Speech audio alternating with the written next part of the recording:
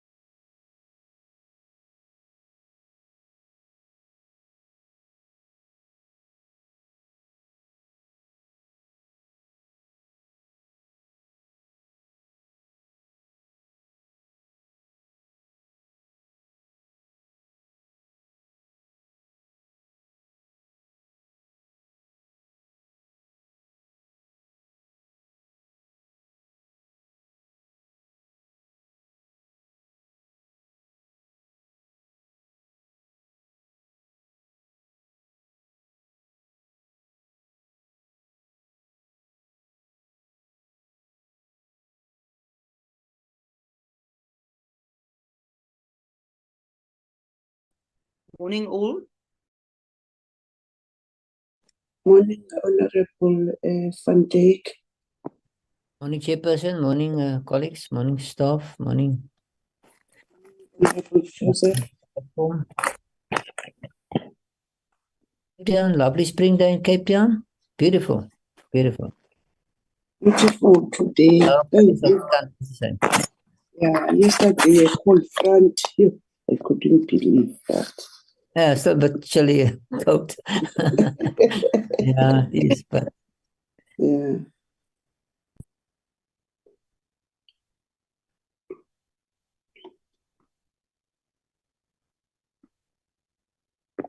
Welcome back, Sibongile. Yeah. Sibongile.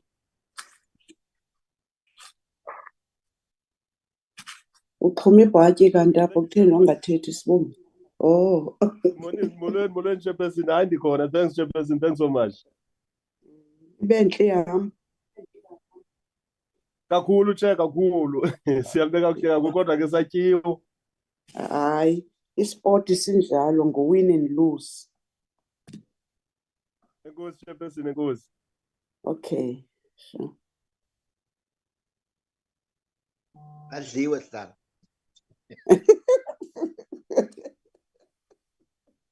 Ungajabulela itimu yakho yaseMzantsi imidliwe njani na wena? Good morning.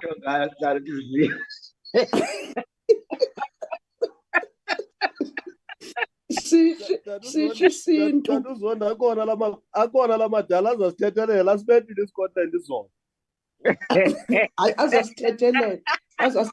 Azasithethelela amakhwenkwe amadala. Hayi. Honorable members, let me take this opportunity to show my face in order that when troubles coming, you have seen that I'm present as chairperson. Good morning to everyone who's in the platform, the office of the ministry. I've seen that UDM is already on the platform. I'm not yet seeing the head of department, political head, which is minister.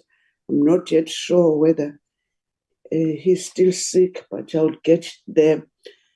I'm welcoming all of you today.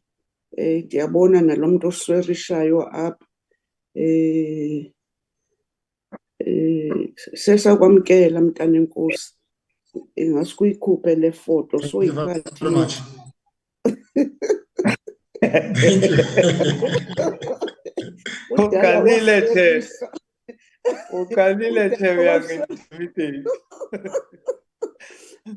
You'll pardon us.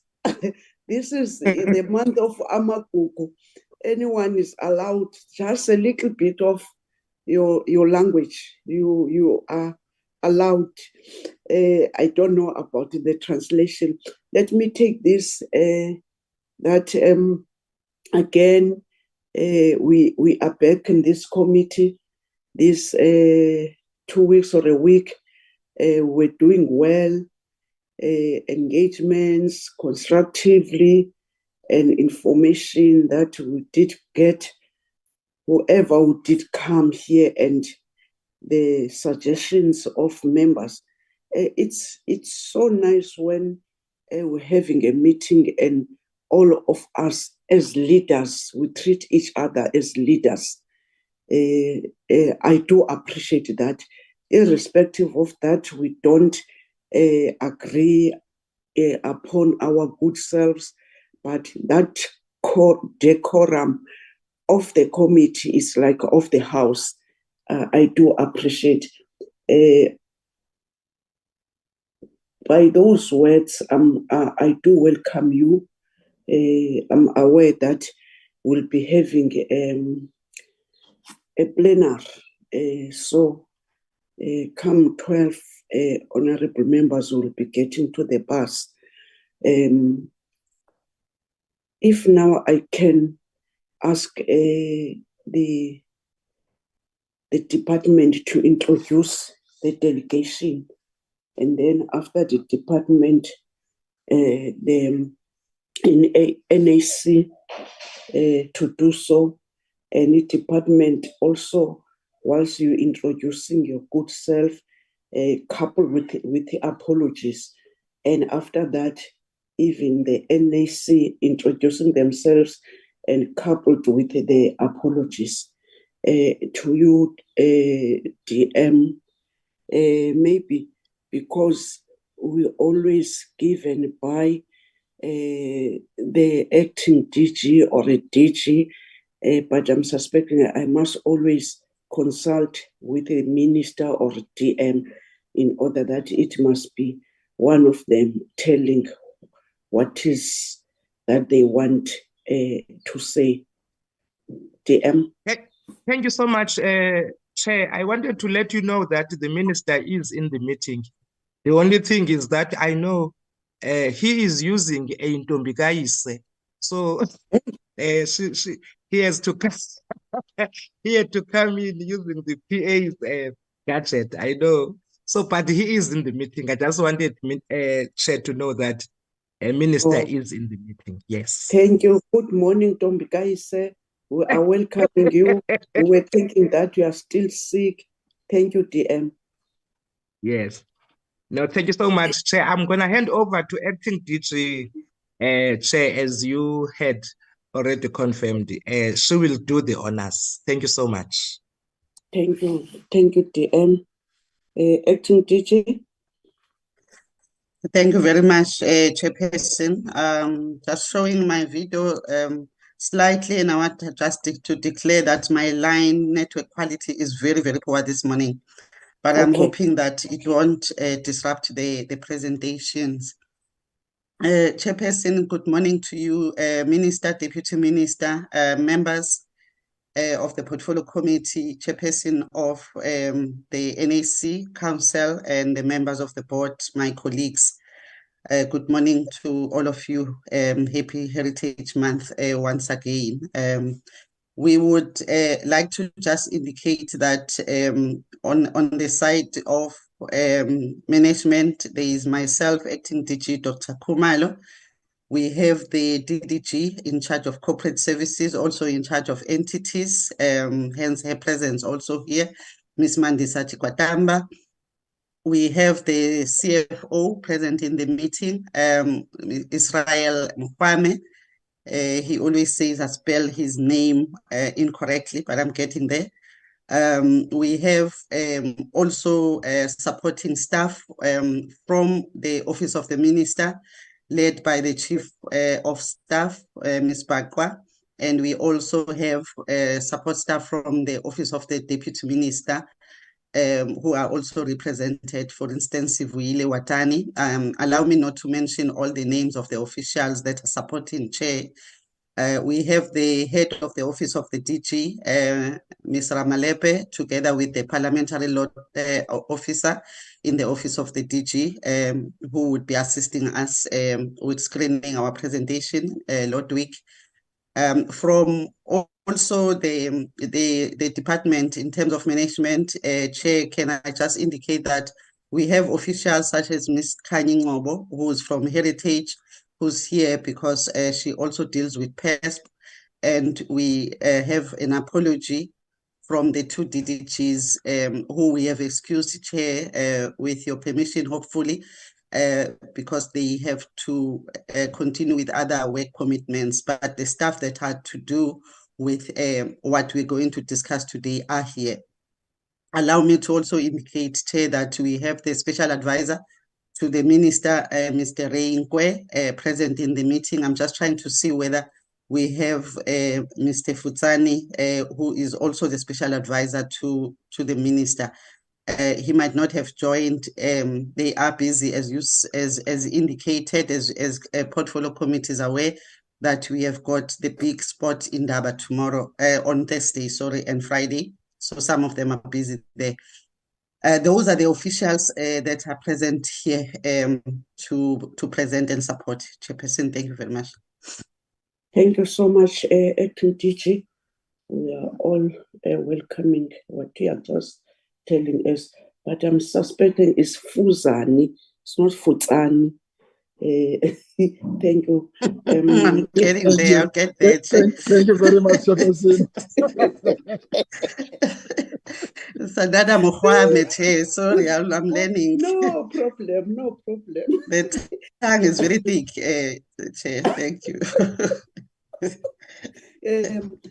Can I give the leader of NAC to introduce and to give us apologies? Good morning, Honorable Chairperson. I'm also just going to open my video just to show that it is me, and I'll turn it off again.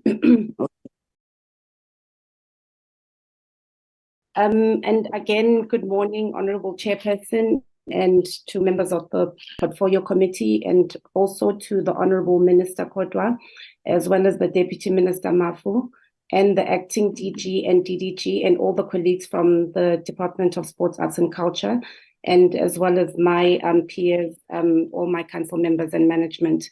I also would like to wish everyone a happy Heritage Month as well.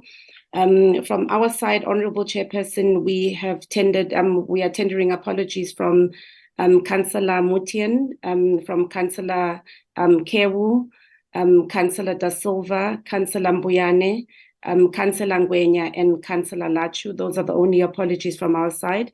And those that will be joining today will be, excuse me, Councillor Dembe, Councillor Sitole, Councillor Nkosi, Councillor Swat, Councillor Mtwana, Councillor Kekana, and we have the Chief Executive Officer, the Interim Chief Executive Officer, as well as our Company Secretary. I don't know if there's anyone else I've missed on my side, but I think that is the list of all the members that are with me. Thank you very much, Honorable Chairperson. Thank you so much, Mbali.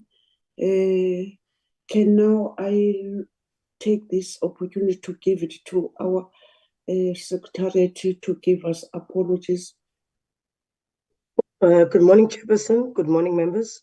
We do have an apology from Mr. Sibisi, who has connectivity issues, and we also have an apology from Mr. Madlingozi, who is joining another meeting today. Thank you, Chair. Thank you so much.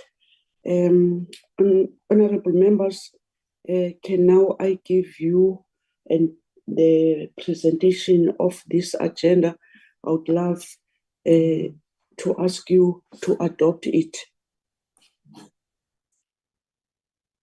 Honorable Maloman. Thank you, Chairperson. Thank you, Chair. Greetings to my colleagues, the staff, and the department.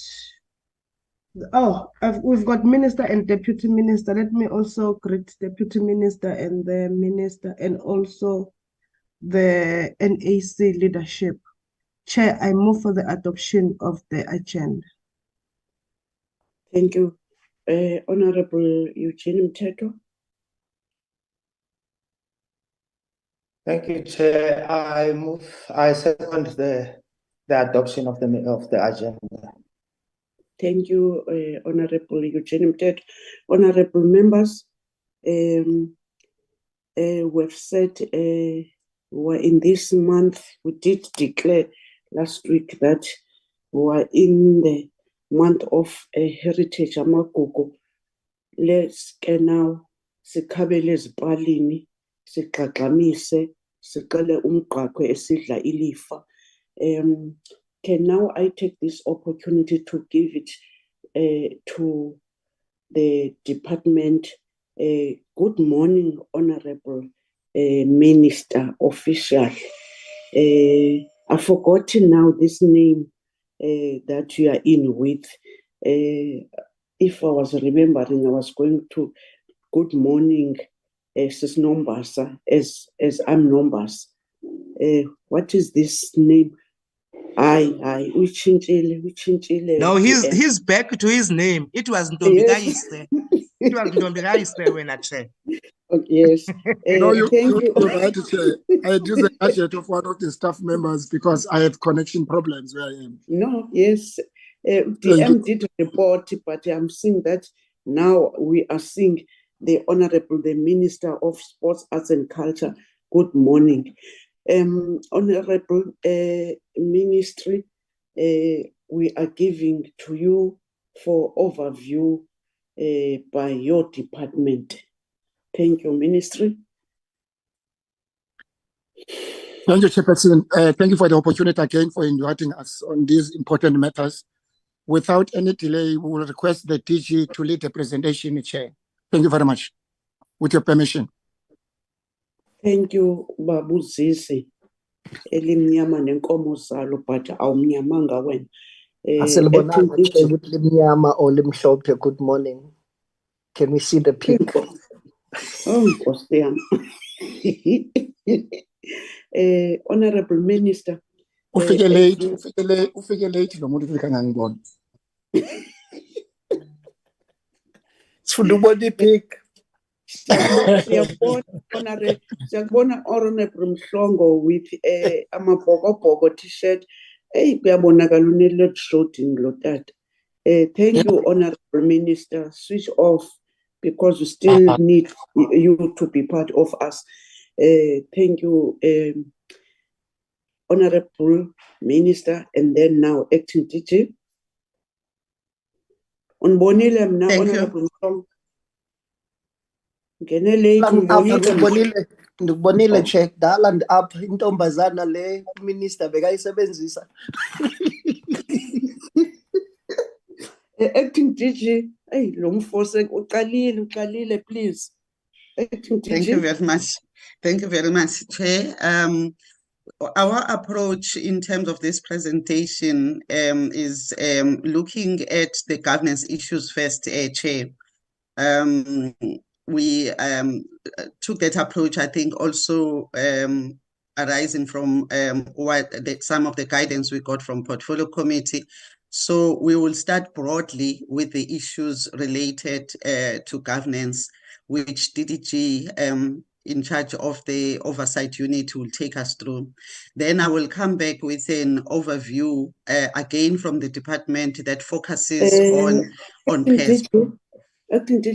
My apology in case I've forgotten. I've seen somebody reminding me about that we must know as this committee that today is a commemoration of passing away of Utatu Steve Biko. May his soul rest in peace. In case again I do forget, may his soul rest in peace. I'm very sorry.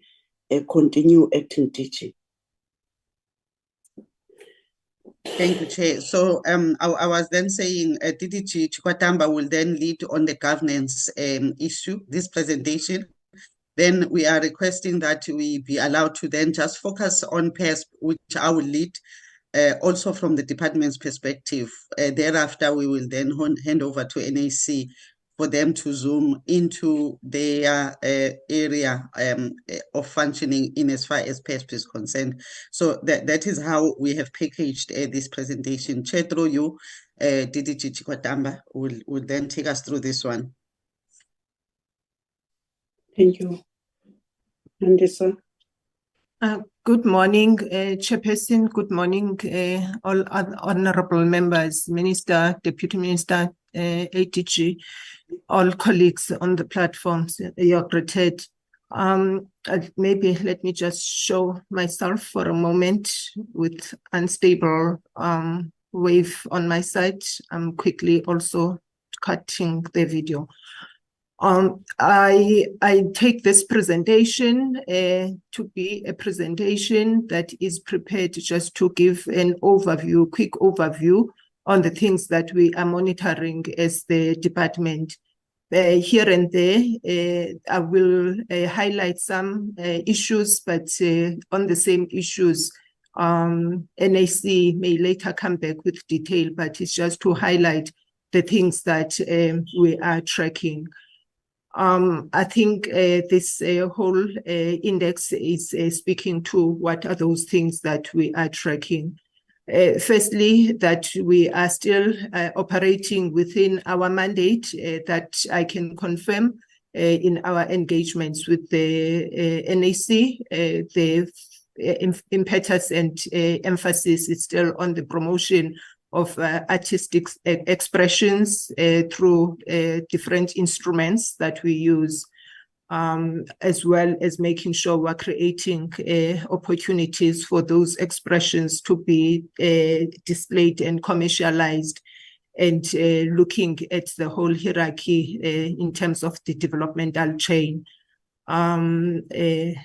across the spectrum of artists that need support.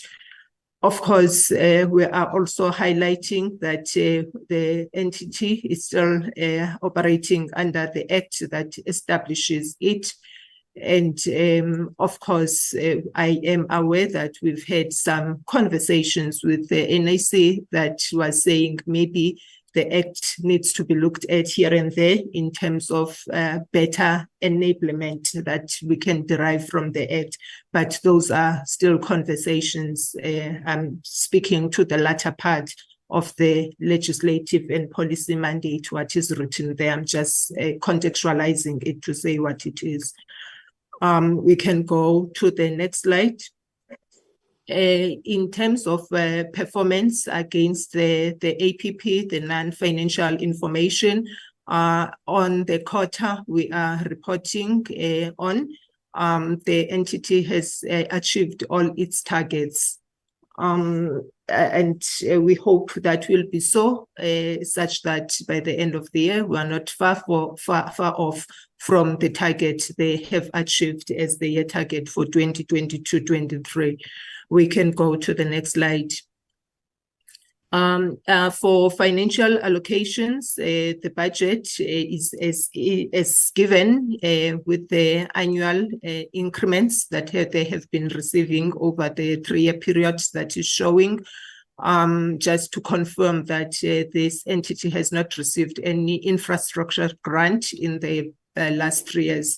More attention was on just enabling it on funding instruments. Thank you. Can go to the next slide.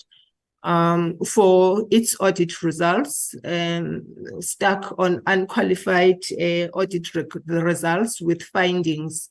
Don't know, they try hard to say, can we go to clean audit? But we shall talk later to some of the things that keep on raising findings in their audits. However, appreciation is still to the fact that they get unqualified audit outcomes. Talking to some of those things that keep worrying us and worrying them. It's issues of irregular expenditure. In this instance of 2022-23 year, irregularities have been around issues of funding, looking at as well expenditure in excess of approved budget. As I speak to that, that is around the issue balancing the proposals, approvals and disbursements. I think as well the issue of appeals may also be contributing to this. Then the next item, just looking at the strategic plan and compliance issues, we record that 2022-23, there was no a new tabling of a strategic plan. The entity took it that it was still within its original strategic plan and need not revise the strategic plan. We are monitoring the issues of consequent management following the irregular, unauthorized expenditure reports and other non-compliance issues that have been picked up by the Auditor General. And of course, us still being Q1 and just being at the close of door in completion of the audits, perhaps early to make expressions on this, but I'm just highlighting that this is one area that we are monitoring very closely. Of course, that is coupled with the internal control measures within the entity, as we are seeing that these internal control deficiencies are some of the things that keep on leading them to unqualified audit results with findings. That's where the findings come into play in terms of compliance with regulations. If I'm talking regulations, national treasury regulations, or making sure that there is compliance to policies that the entity has established for itself. We can go to the next slide. Then talking about the council and the activeness of the council. Firstly, I can still confirm that the council is still constituted. I think there is only one vacancy for what I remember in the council composition. And in terms of issues of gender balance, which is one of the things that we are looking at, I can indicate that the composition of the council, of course, is in two parts. Part that is of the process that is through the adverts and the process handled by the department, and then the other part in terms of the nominations that we receive from the provinces. I think we lost the good gender balance when we got to stage 2. And I think it's because that is not, those nominations are not coming from a central point. Though we try our best to communicate to the provinces to say, this is the gender balance we want to achieve, but it's up to the province to see who's the best person for it to send to the council. Otherwise, on the first phase, we had managed to strike at least a 50-50 balance in terms of gender. I will not go into names, but I think whilst I was speaking, I was also giving an opportunity for members just to gloss over the expertise that are within the council. And of course, provincial representation that I spoke of, it's starting from the members listed from member number 10 of the council members that are here listed. We can go to the next slide just to complete the list of the provinces represented. And I think from this list, it is clear that at least whilst at one time we had reported that provinces were not coming through with their provincial representation, we have now at least turned the corner, and we have a good representation of the provinces. I think we can proceed. When it comes to composition of management, the management is as have been reported before. The only thing I can highlight now is that of the two persons, so, Ms. Dipufa and Ms. Pula, linked to the footnote that is under this table, the council and executive, when it comes to CFO, there has been a process that ensued in terms of filling the position of the CEO. However, this process, before it was finalized, it just collided with clarity to the fact that the entities amalgamation process is indeed kicking off. So as the department led by Minister, we had to reflect and say, do we, when we think there will be some kind of rationalization, go ahead and appoint CEOs where there are vacancies or there are alternative measures we can apply just to manage the exit in the event that rationalization says out of 3 CEOs, perhaps we only need 1. Wisdom that had applied in this case when council realized that it was anyway going to extend the acting of the two very same people, a decision which is in compliance with governance arrangement was that to create stability, let them be appointed as interim COs, interim CFO. What that does, it still says this person is within an acting transition space, but it saves continuous every 6 months you are renewing the acting arrangement.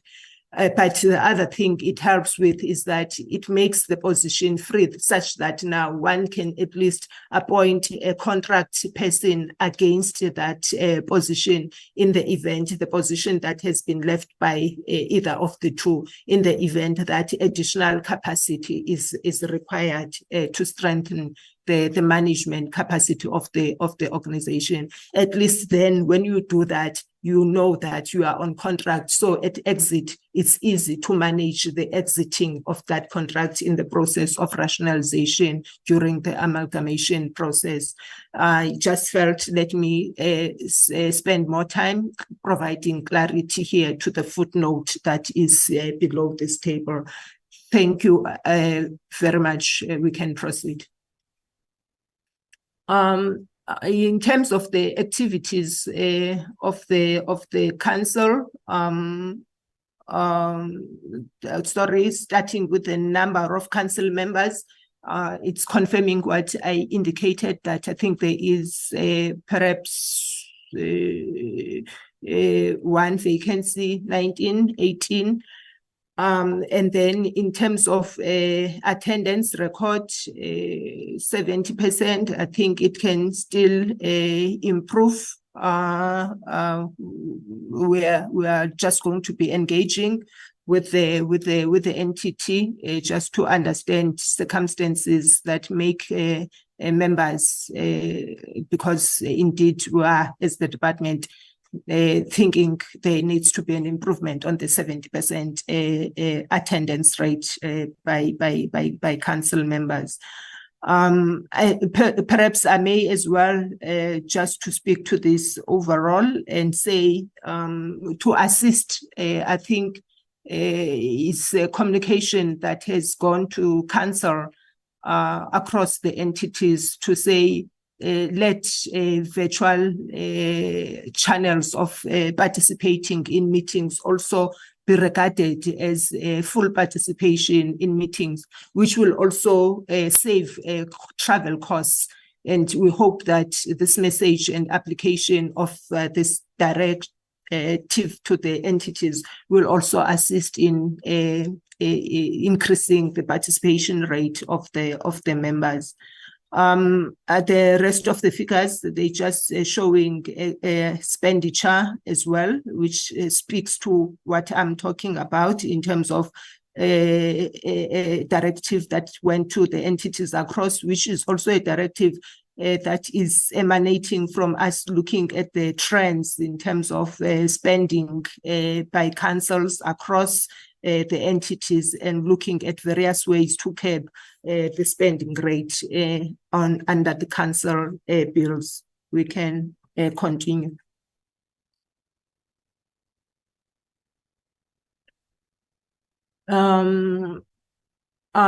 I think on this one, it's just a slide that is showing participation of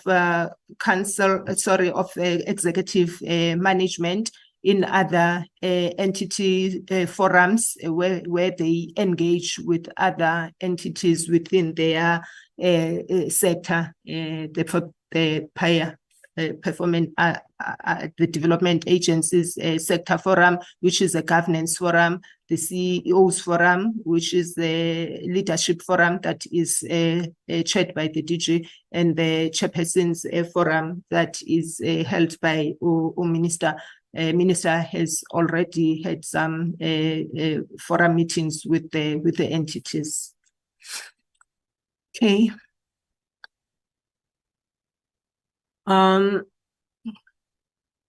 This one, I think I'll just provide a summary in terms of key issue about this slide. I think it's a complement of the organization in total with the numbers that are broken down. I know there is another slide where we could have just made a small error by not adding up correctly. The number is 47 broken down if we're adding 28 plus 19, if we're adding 34 plus 4 of the vacancy rate, it still goes back to the same number, 47. The vacancies that we have are the vacancies before it was the CFO and the CEO with the interim arrangement that releases now the development manager and finance manager, as well as the other two that have long been as well vacant, communication and marketing, as well as organizational development effectiveness. Those are the 4 positions that are now vacant. That, as I have mentioned, we have given a direction to the entity that says, for capacity reasons, please go ahead, but you can fill this on contractual arrangements. Yes, we were all concerned to say, if you are going to get short-term contracts for CEO and CFO, are you going to get the best? But I think we can afford to do this with these positions that I've just mentioned as vacant. Okay, you can proceed.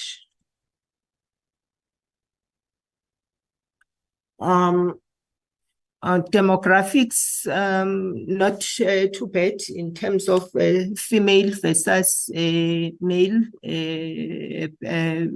other racial demographics versus the African component of our demographics. Of course, I think on the colored band and as well as Indian band, we're thinking as well as the white band, there can still be some balancing, but overall, the demographics of the entity are greatly Black. And on the Black and total, of course, we have female representation, at least not at a bad note. We can proceed. This is where I mentioned that when we were doing the slide, there could have been just a small omission. Pardon us for that. We'll have to look at where did we lose one employee. But as I have already indicated with the totals that we have given, we are totaling 47. Okay. I can proceed. General and specific challenges, leadership challenges, they're speaking to the vacuum that I've already spoken to in terms of the leadership vacuum. And I've already spoken to that extensively and to say what we are doing about that in consultation with the entity.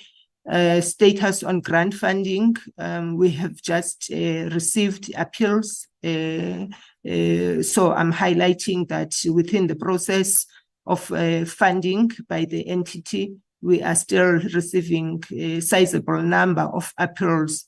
As the department, we are still currently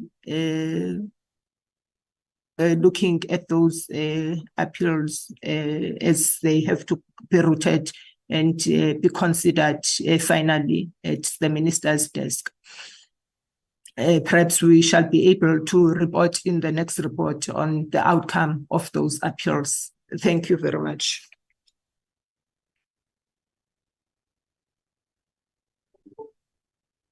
Thank you, Chair.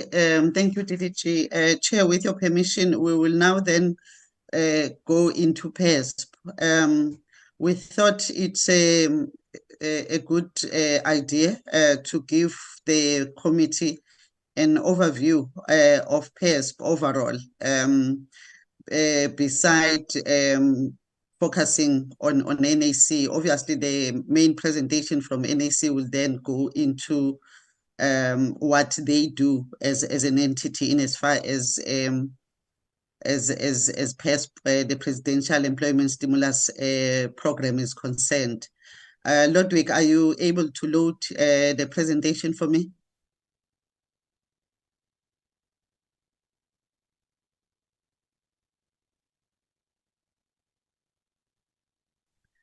Chairperson, while I wait for Ludwig to then load the presentation, just allow me to indicate that this presentation, which I will try and go through quite quickly, talks to the 5 entities that are implementing PESP, inclusive of NAC. Ludwig, are you winning, or am I not audible?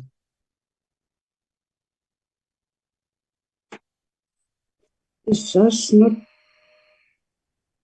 saying anything. I'm also trying to see whether he's not lost connection, Chair. Yes, I'm trying to load the ADG.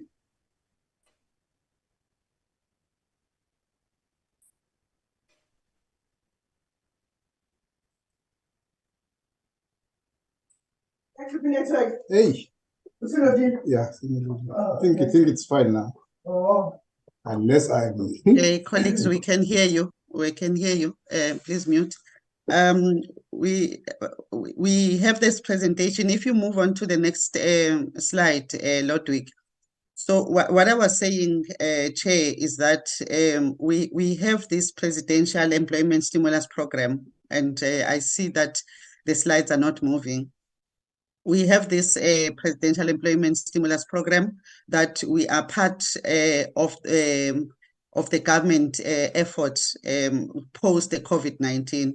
The members of the Portfolio Committee, perhaps those that were there would recall that we had received this PESP funding from the first cycle, which was PESP 1. Lord, please move. It's not moving on my side. Which we've gone through 3 cycles. We are now on cycle 4, and for ease of reference, we refer to this as PESP 4. You will see that we are using the terminology a lot, just to explain what this is all about. So 3 financial years ago, this is the 4th financial year. We seem to be struggling with this presentation, Chairperson. I'm not sure whether it's my network or overall, because the slides are not moving. Ludwig. And we can also see your entire screen. Can't you assist Jabu? Yes, Chair, I'm going to load it now, Chair. Okay, thank you.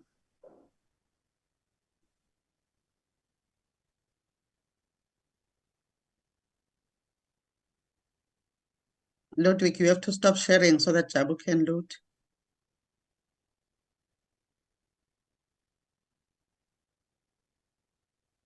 Recording stopped.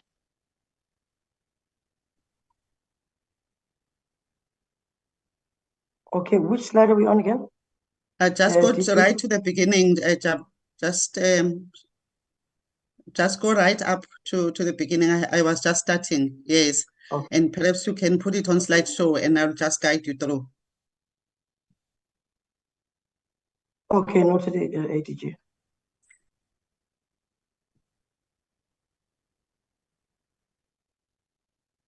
So while Jabu is getting this, somehow my presentation seems to be not willing to be flighted. So when we move to the next slide, which will be the background, what we're highlighting there is the last financial year allocation, which was cycle 3, which we refer to as PESP 3. How much was the allocation? Jabu, even though it's not on slideshow, are you able to just move to the next slide? I'm struggling. Yeah, I'm trying as well in my ADG. Okay.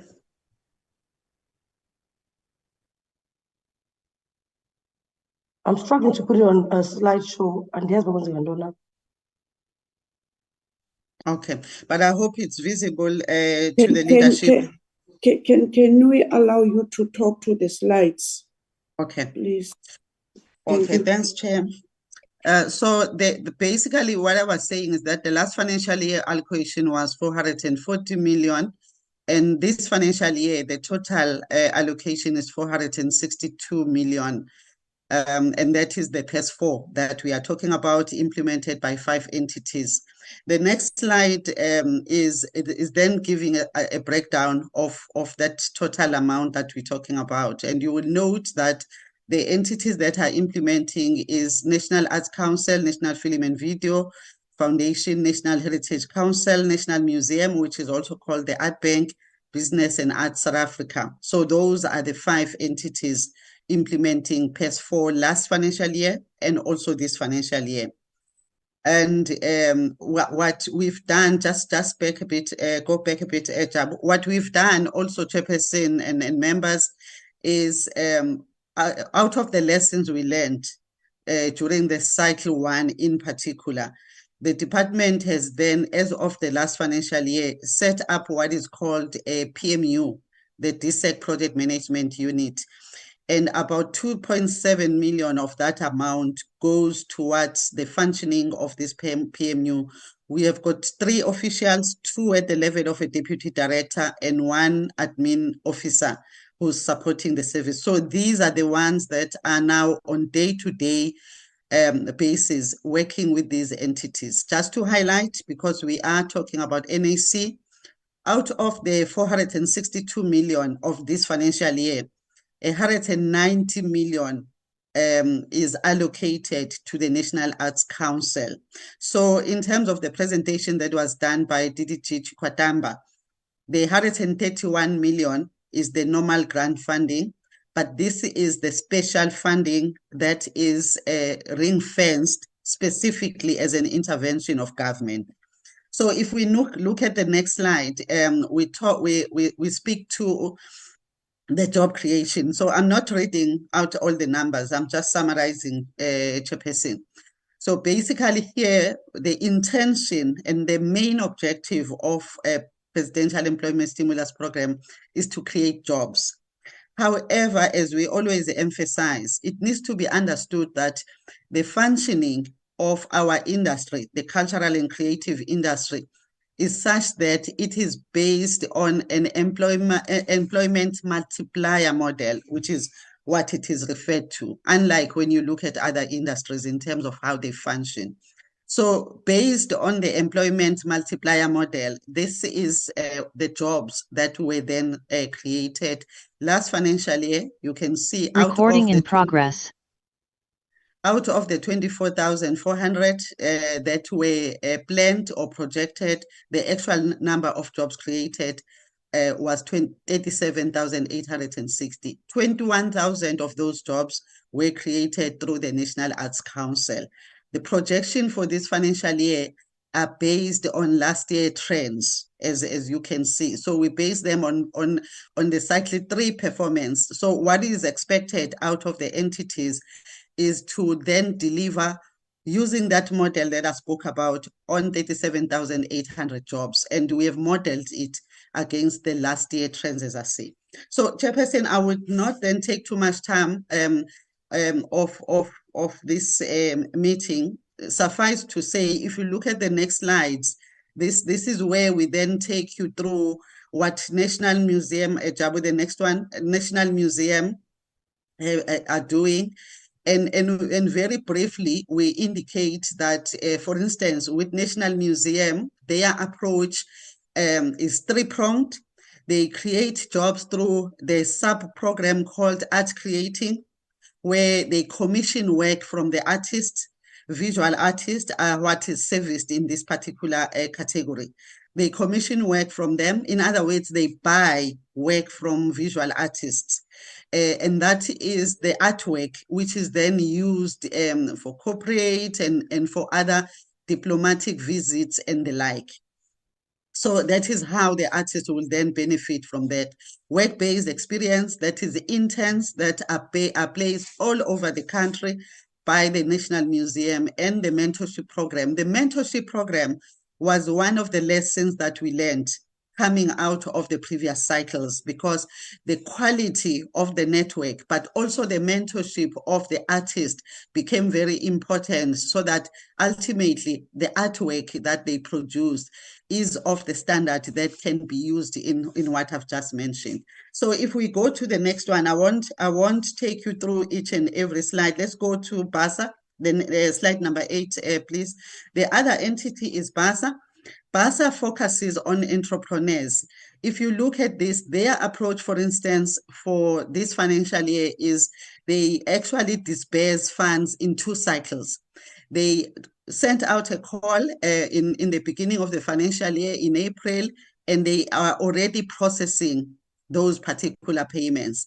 If you look at the next slide, they have already sent out a call for cycle 2, which actually went out last week in this particular month.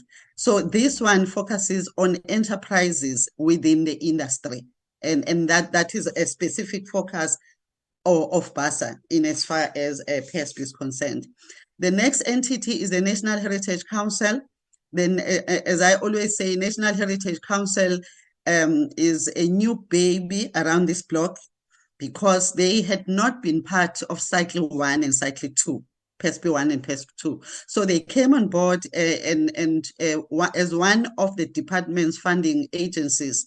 We actually then roped them in, and they started implementing PSP last year, which was PSP, and they actually have struggled a bit in terms of getting it right. But at this point in time with PES 4, I do believe they've now learned. They also learn from the other entities, because every 2 weeks, Chairperson, we have meetings with all the entities where they are able to present, and we monitor all the categories. So by categories, we are talking demographics.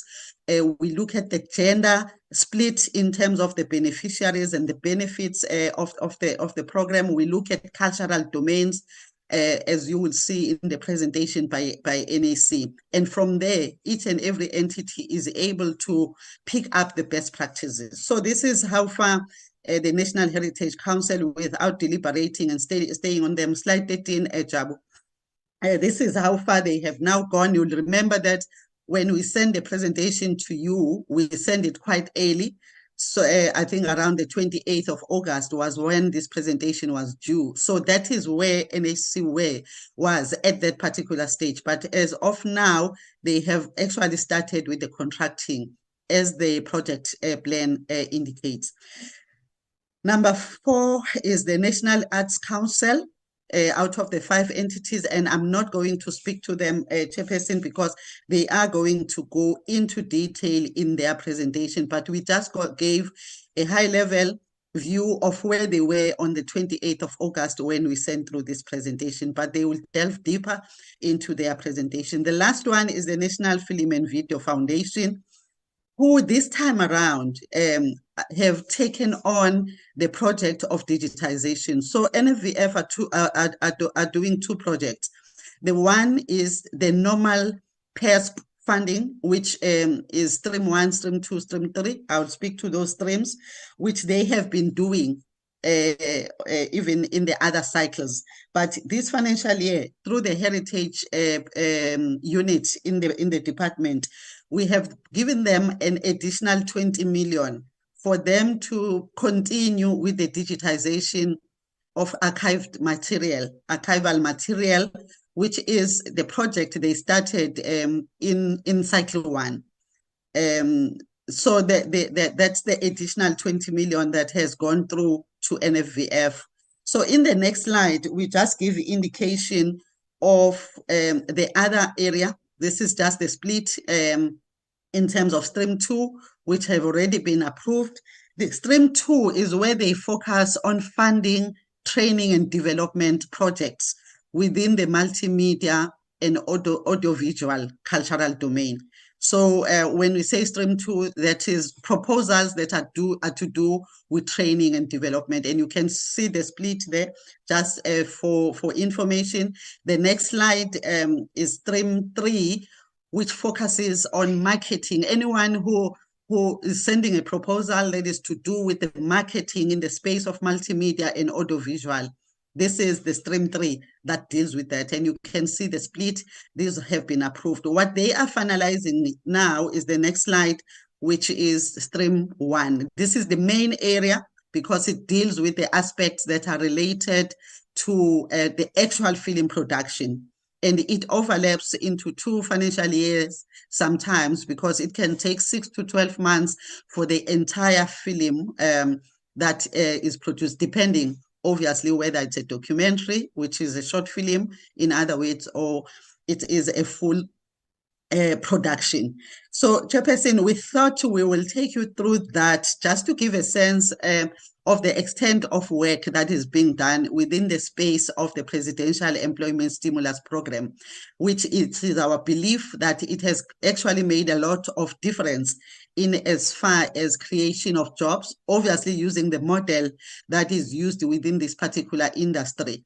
And over the 3 years, and the 4th year being this one, those are the jobs, as we indicated, that have been created and the organizations within the industry that have been funded.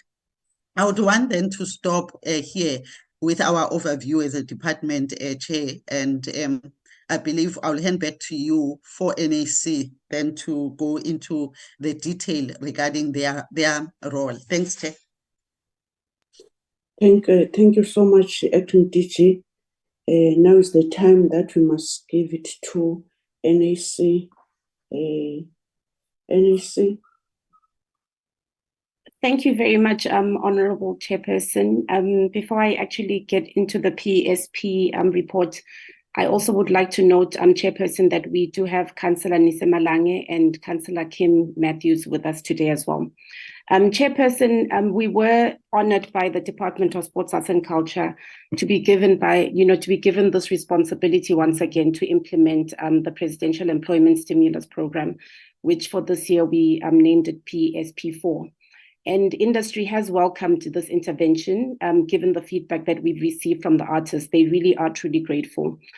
For this year, Chairperson, Council and Management took a decision to announce PSP4 early.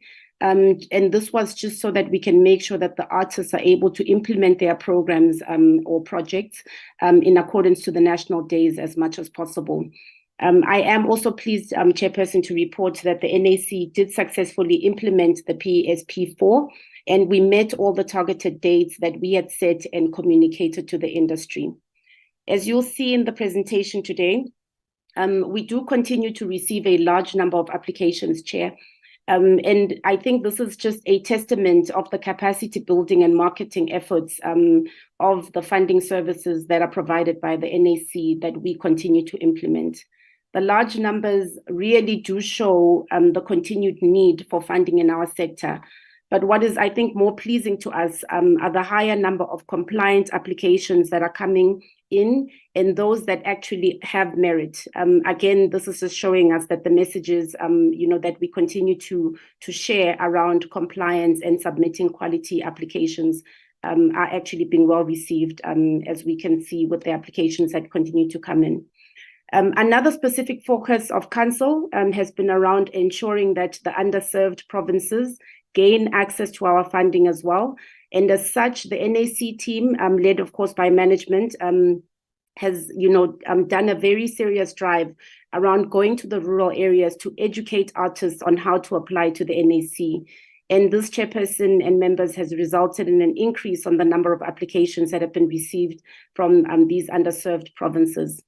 With that said, Chair, I would like to hand over to our CEO, our interim CEO, Ms. Julie Dipofa, to take us through the presentation. Julie, please, can you take over now? Thank you, Chairperson. Let me extend my greetings. Let me show my video for a short while. I hope, Honorable Chairperson, you're able to see me with the honorable members. Yes, Julia, we'll see you. Thank you. Greetings to you, Honorable Chairperson, and to the Minister and the Honorable Deputy Minister, honorable members in this committee. I'd also like to extend my greetings to our esteemed council members, colleagues from the department, and also colleagues from the NAC. I will then just shoot straight into my presentation. Julie, can you go to slide mode? Okay, it is in slide mode. Can you see now? I can see it now. Thank you very much. Thank you, Chair. Okay. My presentation's outline will cover NAC objectives, some sector highlights for this financial year, background to PSP4, the statistics of PSP4 applications, the budget allocation per discipline that the NAC has at its disposal. We'll also go through the PSP applications review processes and also present the number of approved applications and their allocations. I will also talk briefly about the contracting process and the disbursements of the funding. I'll touch on appeals and also acknowledge the important stakeholders that has actually contributed to the success of processing PSP applications. These are the objectives of the NAC Act, Honorable Chairperson. I will not want to read them through. Suffice to say, members have had a view of these objectives of the NAC Act as they are, of the NAC as they are contained in the National Arts Council Act.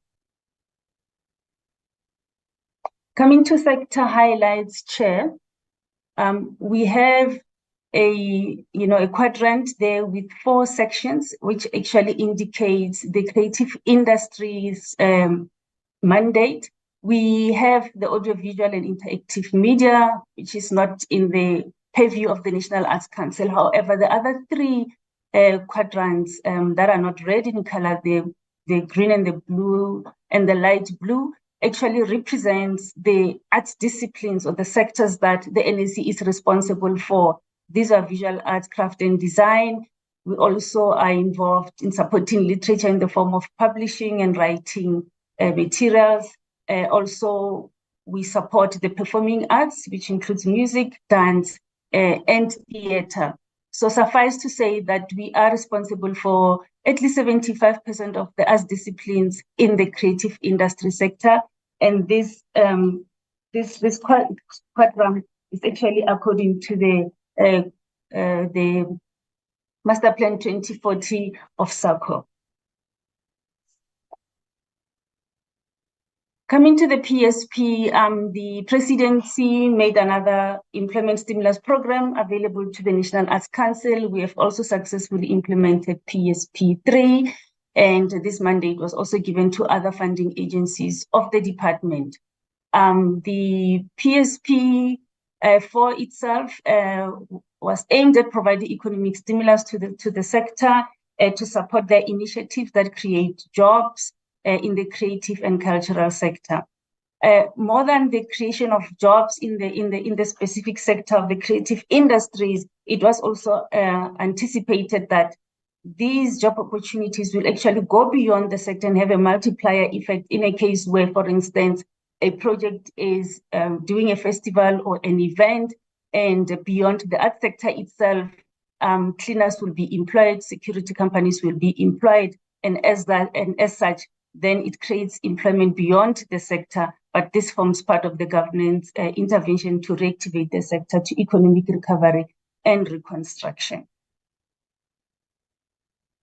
Honorable Chairperson, because we were informed of this impending PSP4 last year, we then deliberately advertised the call earlier on the 20th of February 2023 to ensure that, once the results are released, practitioners who would like to start their projects earlier, observing national important days, Women's Month, Youth Month, and so forth, could also even be covered, including other festivals nationally and internationally.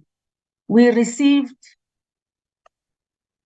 a total of 4,752 applications across the 7 disciplines that the NAC is responsible for. The value of these applications was at 5,087,253,146 rand. So this is quite a huge number, representative of what the monetary value of this, what the sector needs.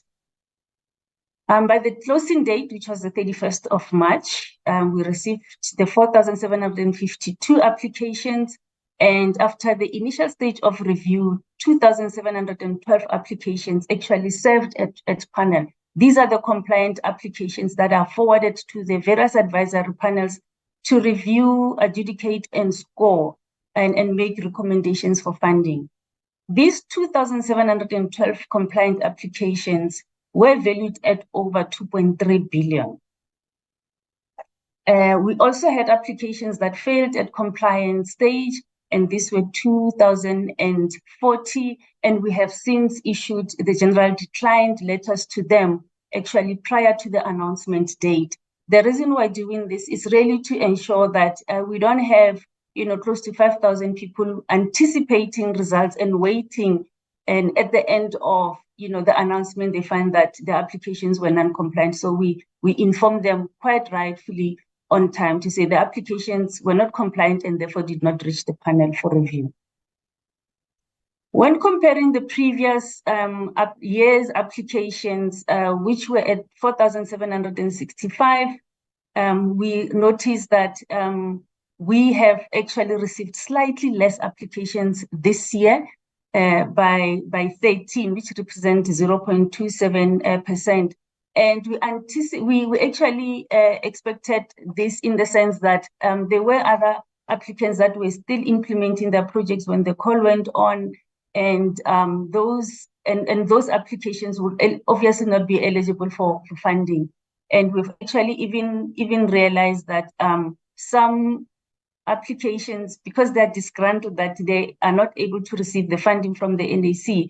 I mean, later when I'm going to present statistics of what we received against what we have funded, you will see that the demand is quite high, and perhaps people could be losing interest in applying for funding because of budgetary restrictions. Applications came through the grant manual system, the grant management system, which is our online application system. And we also made available manual application forms for members of the community, of the arts community, that have connectivity issues, that are not able to have the infrastructure to apply online, to fill in their applications physically and submit to the NAC. In this process of review, we often get duplicate applications that are submitted.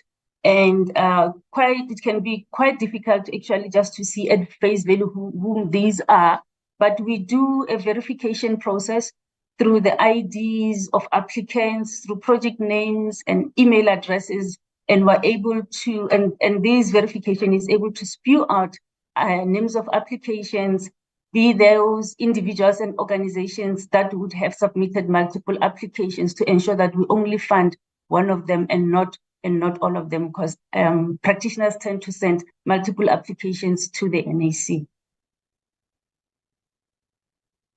This is just a diagrammatic representation, Honorable Chairperson, of the NAC important dates. We opened the call on the 20th of February 2023, and we let it run for 6 weeks and closed on the 31st of March 2023. And the announcement date was 31 May 2023. In terms of the funding available, it was 182,400,000, and the number of arts disciplines that we support there is 7, and these disciplines are music, dance, theatre, multidiscipline, visual arts, craft, and literature. This slide shows the number of applications per art discipline. In the craft sector, we received 455, dance 317, music 1,116, theatre 564, visual arts 365, multidiscipline, which is the biggest discipline. We received 1,664, and literature 271, making the 2,752 applications that we have received. This slide shows the provincial representation of applications that are serving at panels that were reviewed by the panels. Eastern Cape, 255 applications were compliant, requesting over 193 million. Free State, the number of applications compliant, 259, requesting over 173 million. Gauteng, 790 applications were at the hands of the panels, representing or requesting over 753 million. KwaZulu-Natal, 419, requesting over 304 million.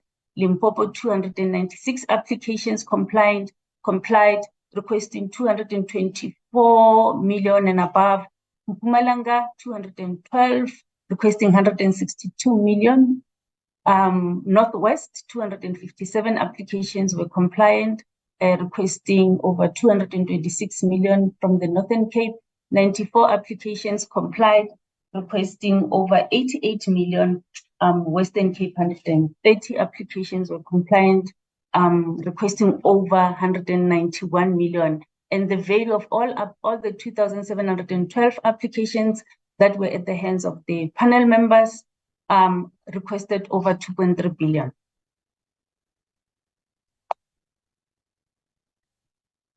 This slide shows the budget allocation that we have per discipline.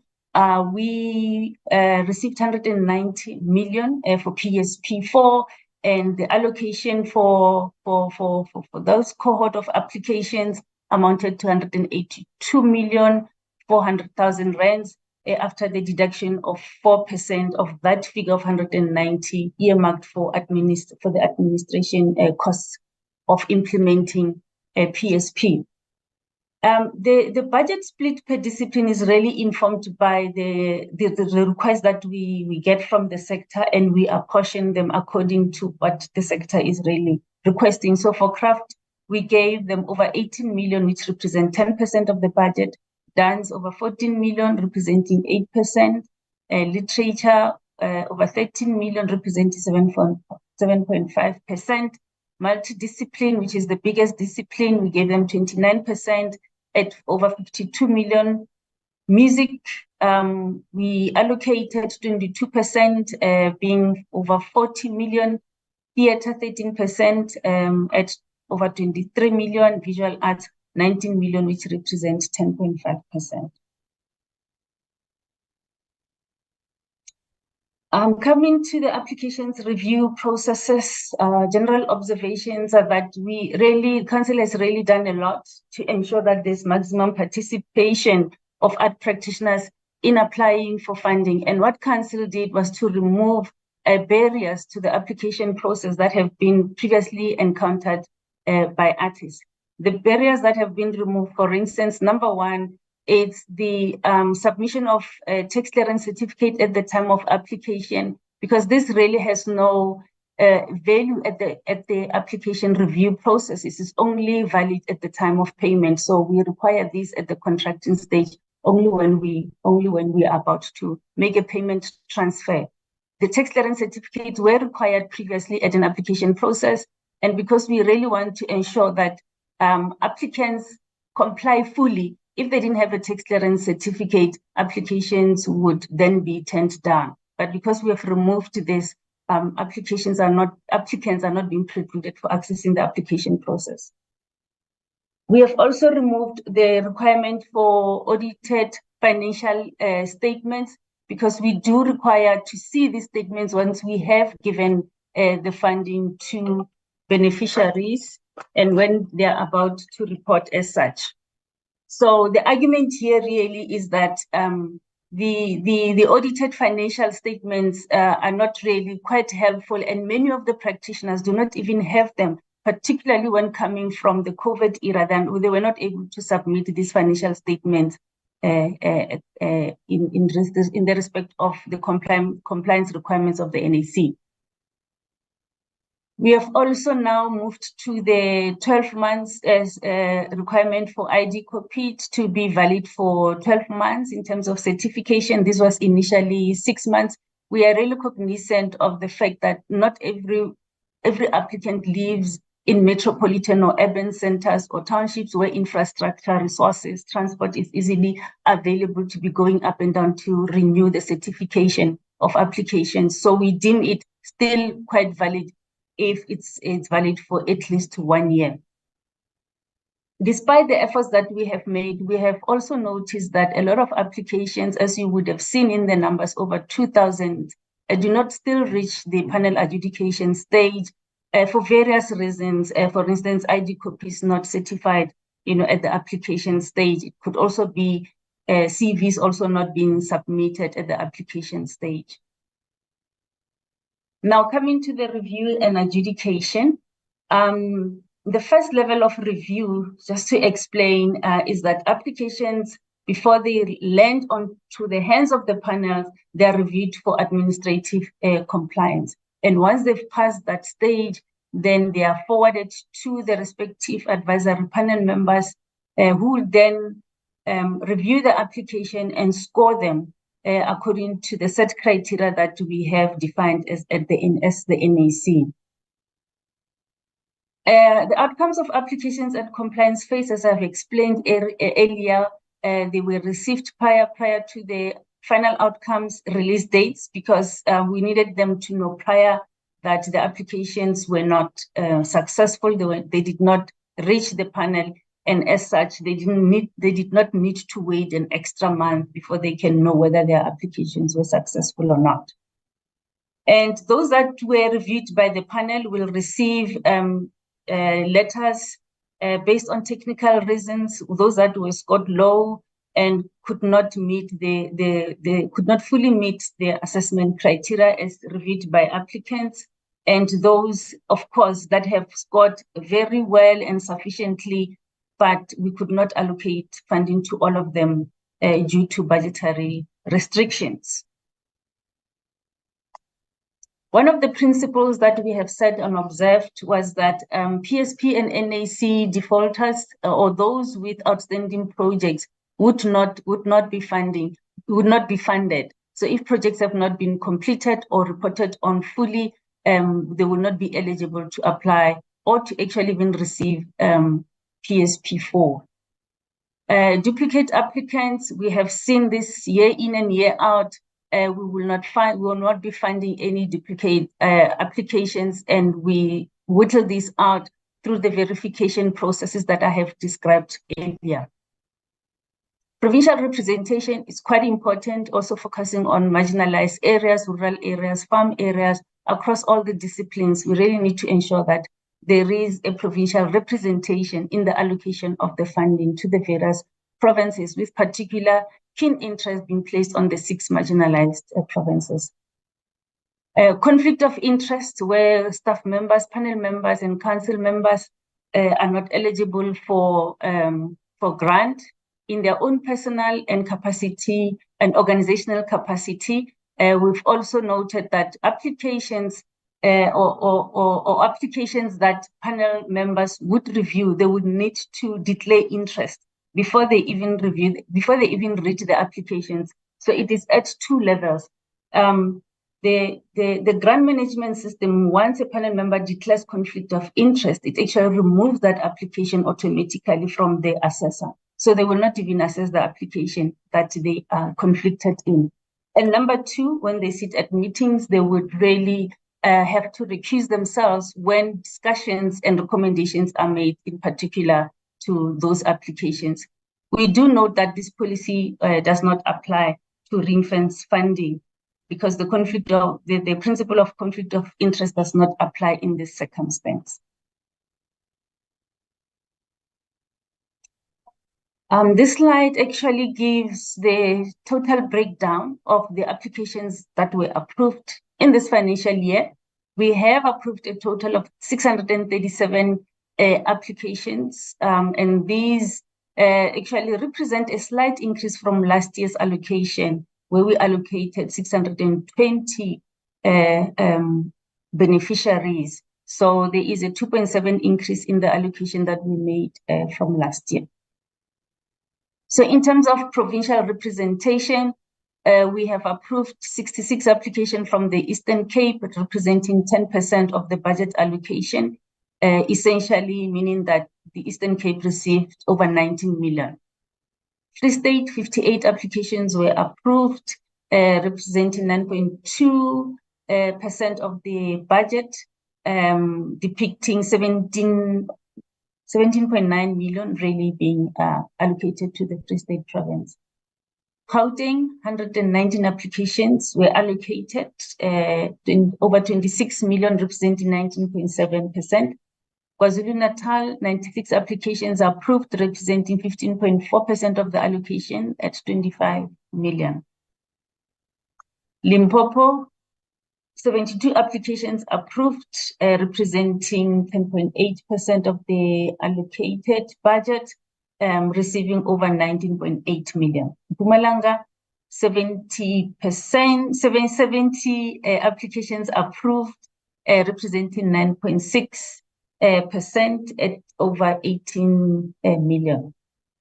Northwest, 60 applications approved, at 19 million, representing 8.9%. Northern Cape, 38 applications approved, representing 5.9%, 14 million allocated to the province. Western Cape, 58 applications approved, representing 9.7%, and in financial terms, 19.6 million allocated to the province. So that's a provincial breakdown of the 637 applications.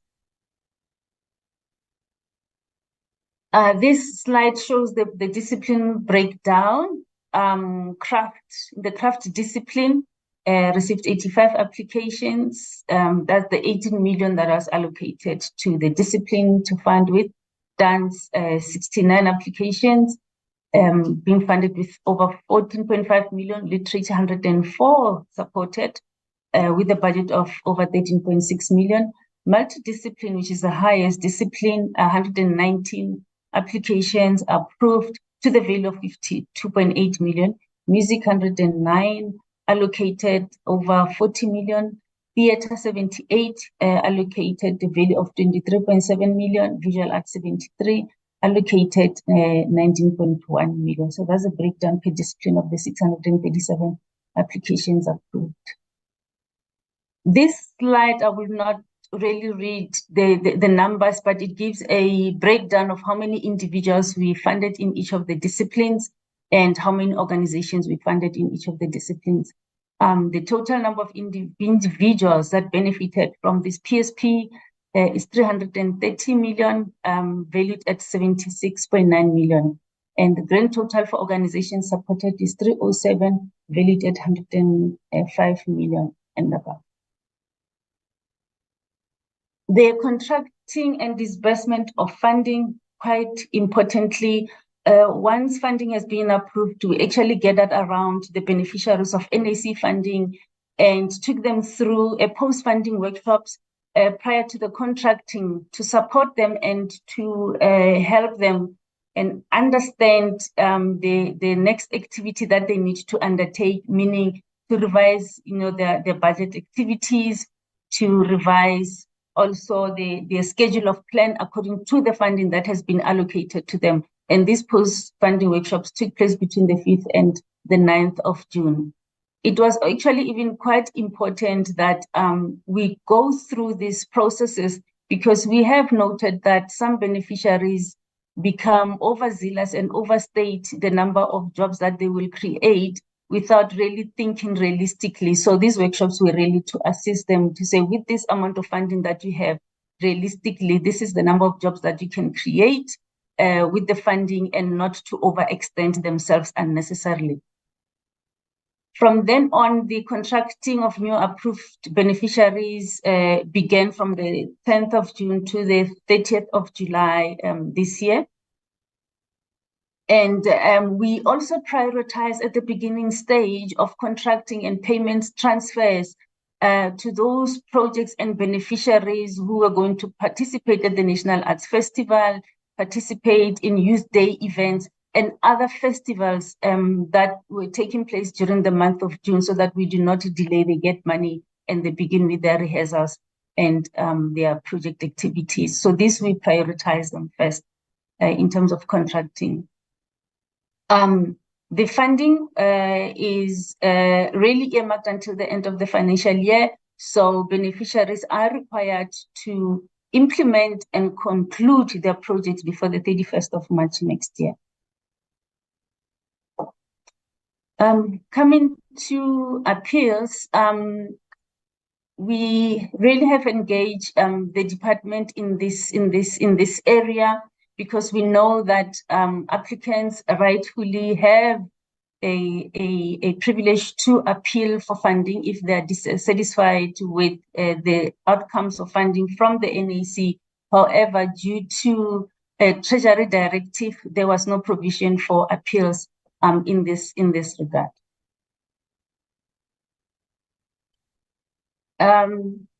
Coming to acknowledgements, and we really wish to state and acknowledge the presidency for allowing the NAC and the arts sector, the whole of the arts industry, to benefit from the funding that the presidency has created. We also wish to acknowledge and thank the National Department of Sports, Arts and Culture for entrusting us with this funding to implement again in this financial year. We also wish to acknowledge council members who've been there to support, management and the advisory panels in the processing and applications review and approval of these PSP applications. We have the panel chairpersons, including the panel of chairpersons committee that actually have an overview review the overview of what the panels have recommended, and they've really worked hard in this regard to ensure that there is success in completing the projects. The panel chairs have sat, on various days with advisory panels, going through the adjudicated applications and making recommendations for council to approve. For the management team, acknowledging them for working collaboratively as a team to ensure that we deliver this PSP according to the timelines that we have announced to the sector. The advisory panel members who have actually worked hard reviewing, over 2,000 applications. So we know that they spend sleepless nights adjudicating and scoring and making comments on each of the applications that they have reviewed. To the NAC team, for their commitment, for their dedication, selflessness in ensuring that we pull this through once again and we succeed. Thank you. Chairperson, I'll hand over to you for any concluding remarks. Thank you. Thank you very much, CEO, and I think you've articulated the presentation well. May I please hand over back to the Portfolio Committee Chairperson? Thank you. Thank you so much, Helen Dlamini. I'm sorry. Now can I take this opportunity to take back to the honorable members that now this is a presentation, and as I'm seeing the hands already, let's try that we must give each other enough time to ask questions. Don't ask 10 questions whilst others, they are still going to ask questions, because we have got this thing of taking bus to Parliament. So I'm pleading you rather have a second bite than asking more than 4 questions per member. But I don't want to detect how many questions. But the problem, this is a very interesting presentation with details. So I'm having a hand of Honorable Mhlongo, Honorable Sibia, Honorable Mthethwa, Honorable Adams, Honorable Zondi, Honorable Mamabulo, Honorable Denise, Honorable Veronica van Dijk, in that order, honorable members. Thank you, Chair. We welcome the presentation. I wanted to find out what have they learned on the first phase or second phase that they must contribute, or that they must see to it address all the gaps. Can they share with us what they've learned on the previous specs? And one thing that I wanted to find out, what was the reason for not allowing AMA appeals? Can they give us information? What was the treasury saying? Why don't we have to applicant or beneficiary to have AMA appeals? And to the department, and both even to the NAC, when is the ETA for implementation of a white paper? Because you have now interim position, you are saying interim 6 months, after 6 months you'll review. Can you have an ETA when we are going to implement a white paper? Why I'm saying that even the CEO, that we have an acting in the Hollywood, both DG acting, both NAC CEO acting, and other position acting, which is it's uncalled for. It's more than a year now they've been acting, and we don't need actors. We need people who are responsible, that will take care of the entities and the department. I want to come to this issue of the former NEC member, which is not NEC, National Council member, Otsepo Mushai. This issue has been unresolved. What is the status of this issue? Because I read that he won the internal processes, the HR processes, and the appeal. What is the status of the case? And then how far is it? And then we'll take it from there. And how much has been used, taxpayers' money, to fight this case to date? Because there's been fighting. He was a member of council, he was a staff member. Is he getting paid or not to date? If he's getting paid, why are we paying someone Osheli? Why this must not be resolved outside court? And can they be open to us? Because we have information. If you're not open to us, I'll get a second bite and then I'll take it from there. Thank you very much, because you said I must have few questions, and I hope I'll have a second bite. And there's no excuse that the bus leaves at 12. We're supposed to leave the meeting at 1 o'clock. Thank you very much. Are you saying to me there's no excuse? Thank you, although honorable member. Can I give it to Honorable Sibia?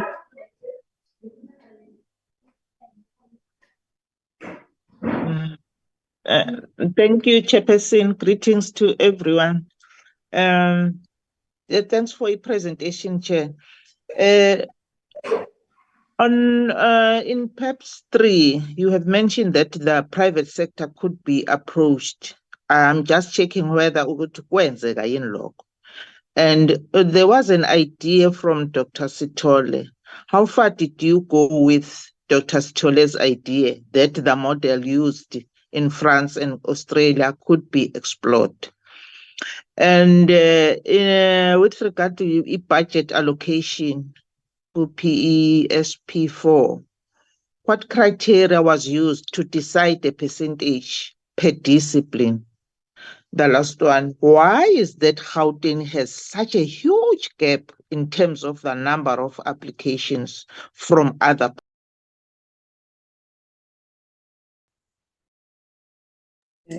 Thank you so much, Honorable Sibia.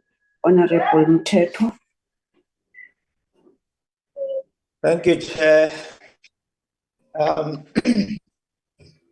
Good morning to everyone, the Deputy Minister and the Minister, and the staff at DAC and NAC.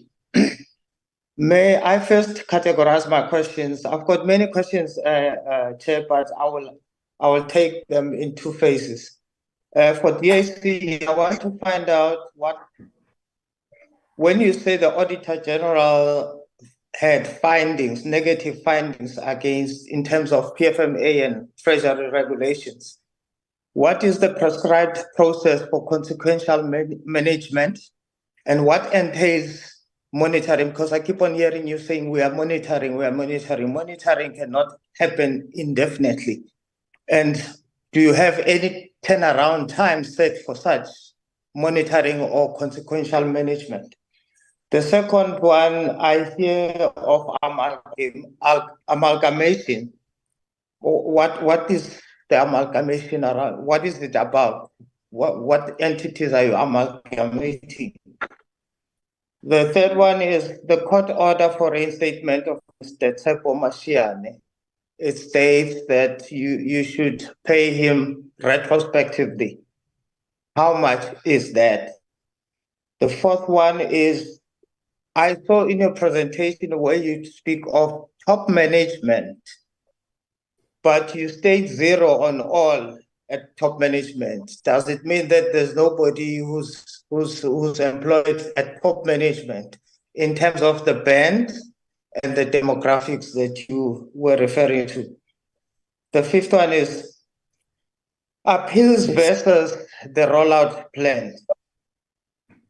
What happens? What is the situation when one appeals and it takes longer to get approved? And by the time it is approved, the rollout plan has already changed in terms of the project. How do you mitigate that? Because I know that the applications must have rollout plans with time frames. How do you mitigate around that? Let me stop there. I will take the second bite on others. Thank you, Honorable Mthethwa. Honorable Adams. Thank you very much, Chairperson. And good morning on the platform, the Minister, the Deputy Minister, and to the staff, also colleagues. Let me also welcome the other members by welcoming the report from DSEC and NAC. Chairperson, this is my questions. On page 6, what were the reason for the 2,074 applications, which is such a high number? On page 6 again, what is the plan, noting that there has been a slight drop by 13 applications presenting 30% to ensure that there is an increase to the decline? Page 12, we note the increase from last year's total allocations by 2.7%, and we hope the department will ensure that there is a continuous increase in applications received and that approved by assisting in adequately understanding the process for artists. Last question, what other efforts does the NAC, together with the Department of Sports, Arts and Culture, are upon to increase investment in the arts, given the fact that the National Treasury is implementing belt-tightening measures? I thank you, Chair. Thank you, Honorable Adams. Honorable Zondi. Thank you, Chairperson, and good morning to the Minister, the Deputy Minister, and the Department, and honorable members on the platform, and the NAC.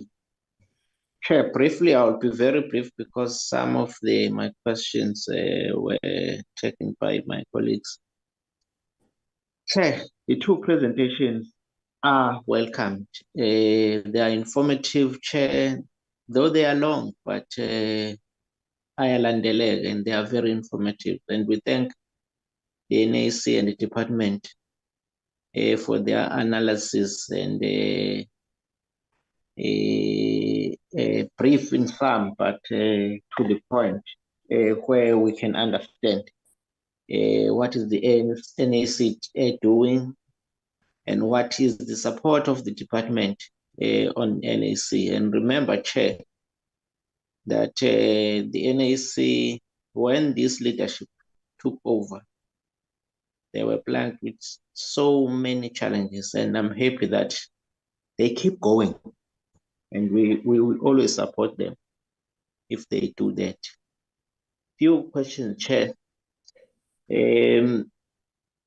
I just want to know that in your analysis, have you gone beyond the district on gender, ability, and age? since the unemployment is huge in South Africa. The second one, Chair, there is no mention of the budget constraint in the presentation yet.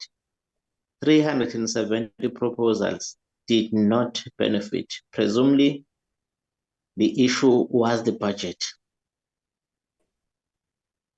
The third one, Chair, have you explored other resources that may complement HEPS? And the other one, Chair, is with regard to in terms of advertisement to different disciplines. Does the department curb certain disciplines to a specific number in terms of application? Or do they just get those fewer numbers because of the discipline being largely active?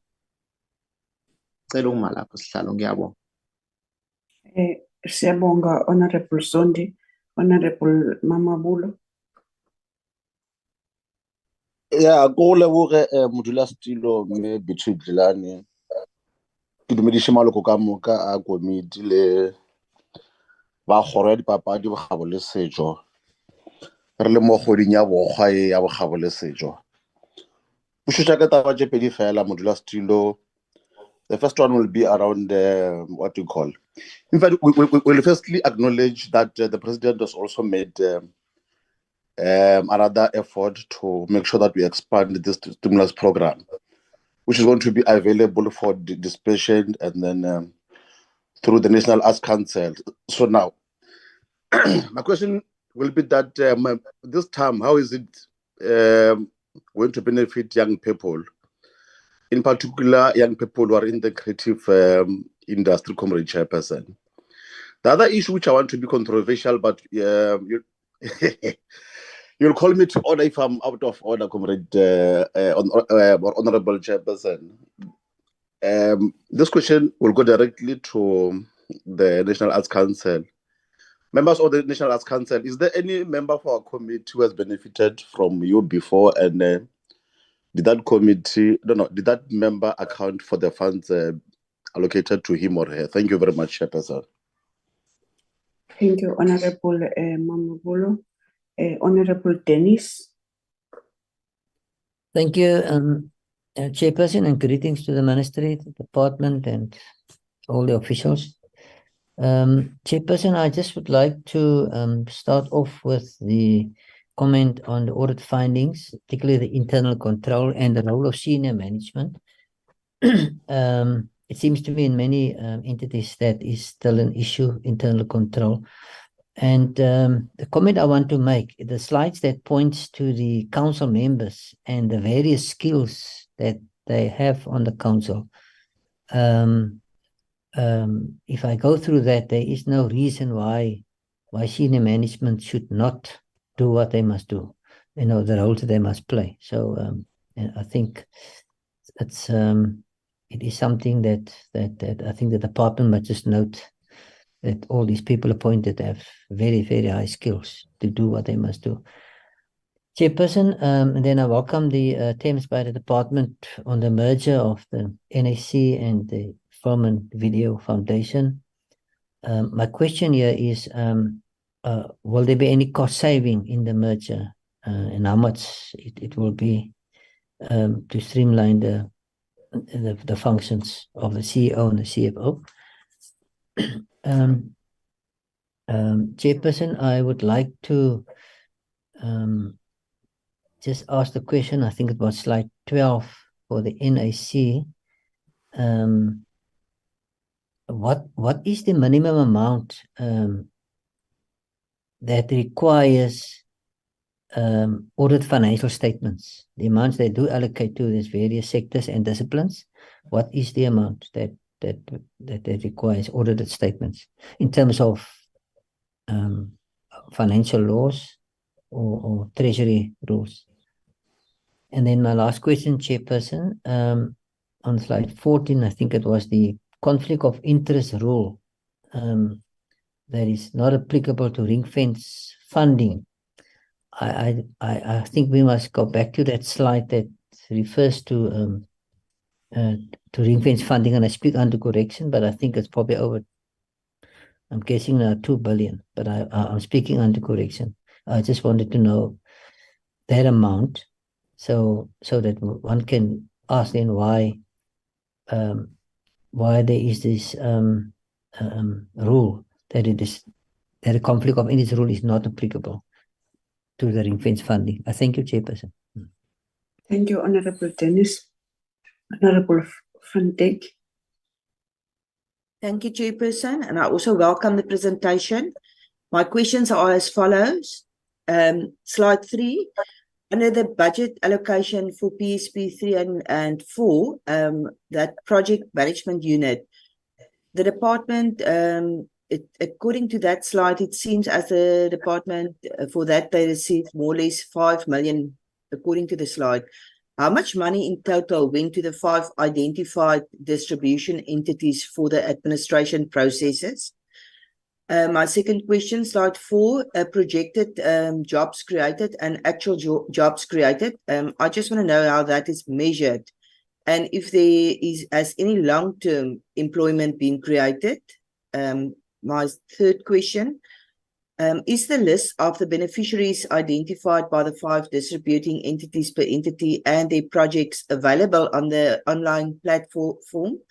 If not, can it be made available? And then I also want to know how many of these applicants have received money in the past and how many times have they received funding, if there is a system in place to regulate this.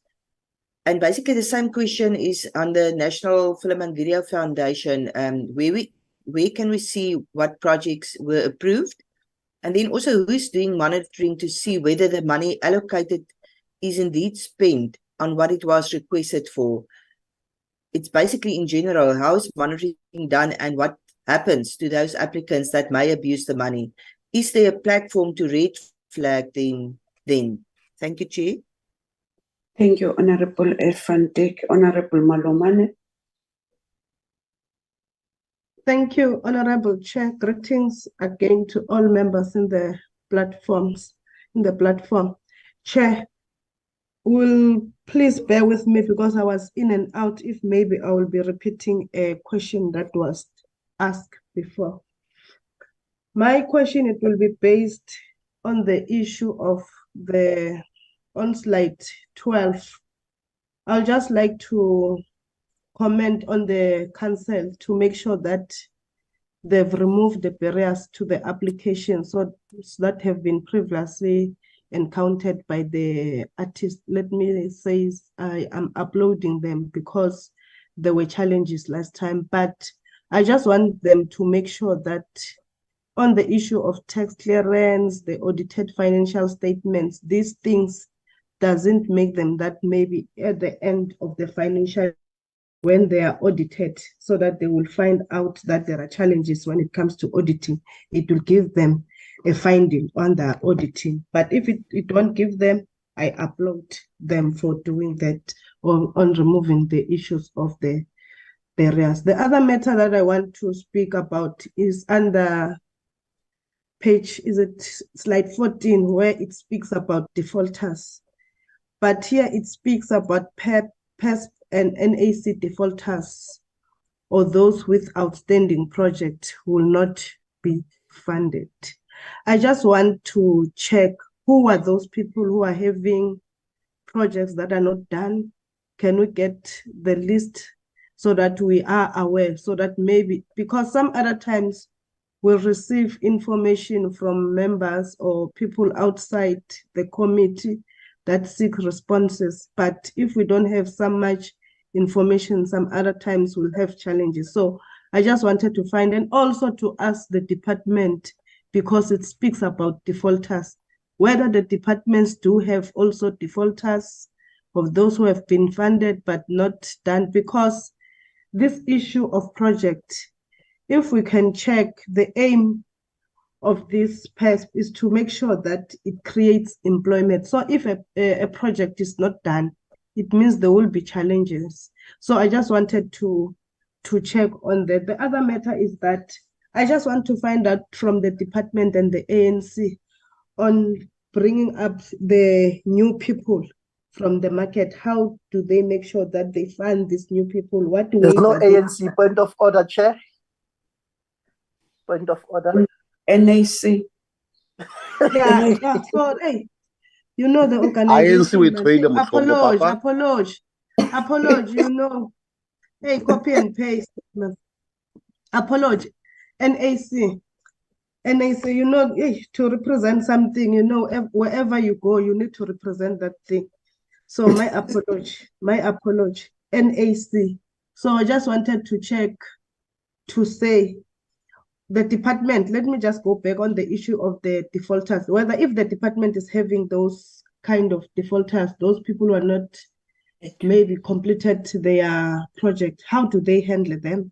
Because I can see NAC, it says it doesn't fund them anymore. So that can we have those projects and the owners of those projects, who are they, so that we can check on them, because next time it will give us a challenge. The other thing that I want to check is that when the department presented, it spoke about status, about appeals, that it has received appeals from the appeals committee. It is submitted to the minister, is awaiting approvals. But also on the NAC, so I just want clarity, because they says there's no provision that has been made for appeals in accordance with the National Treasury Directive. So I just wanted to be clarified on that matter, to say what are those appeals that the department is dealing with, and why there is no provision for appeals in the NAC. Why? Because I can remember last, there were appeals they were given, because if you are not satisfied wherever, the government allows that a person, if is not satisfied in any challenges, he can do an appeal. So I just wanted to check why there are no appeals. Those were my question. Oh, the last one, Chair.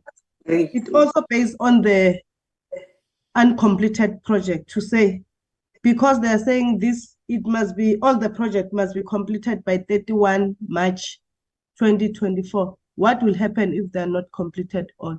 Thank you. Is there going to be any extension, or what will be the consequences? Thank you, Chair.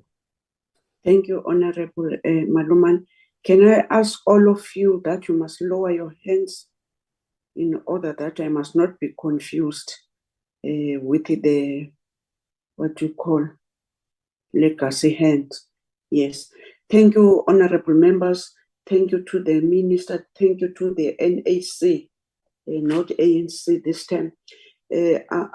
I've heard other members really asking and wanting that the NAC must give exact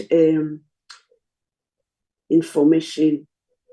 Last time you reported here on the same thing about interim of ECEO and ECFO. I would love to ask, why are they not appointed? Are you not appointing permanent people until this time? And what are the implications on finances? Do you give them acting allowances, or what is implication on the operations if until now you are not yet?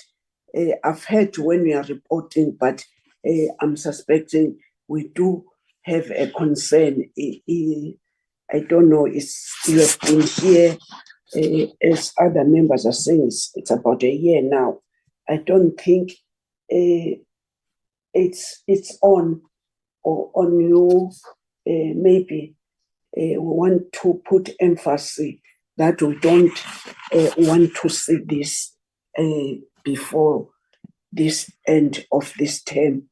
With those questions from honorable members, may I give it firstly back to the minister and then he will conduct with the relevant team, acting DG and the rest. Now is the time for that. No, thank you very much, Chairperson, and thank you very much to members of the Portfolio Committee for their questions and very constructive comments which were made by some.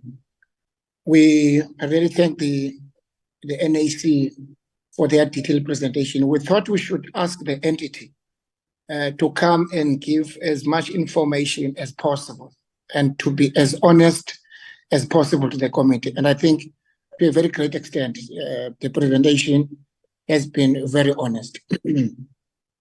Just on quick issues, Chair, you will recall that after the process of amalgamation, a study was done, and I think that report was presented, and as soon as I took office, that report was presented to me as well. It was presented by the department as well as an advice of how we must take that report forward. We've since taken a decision that that report, we have no other reason not to accept the recommendation of the study.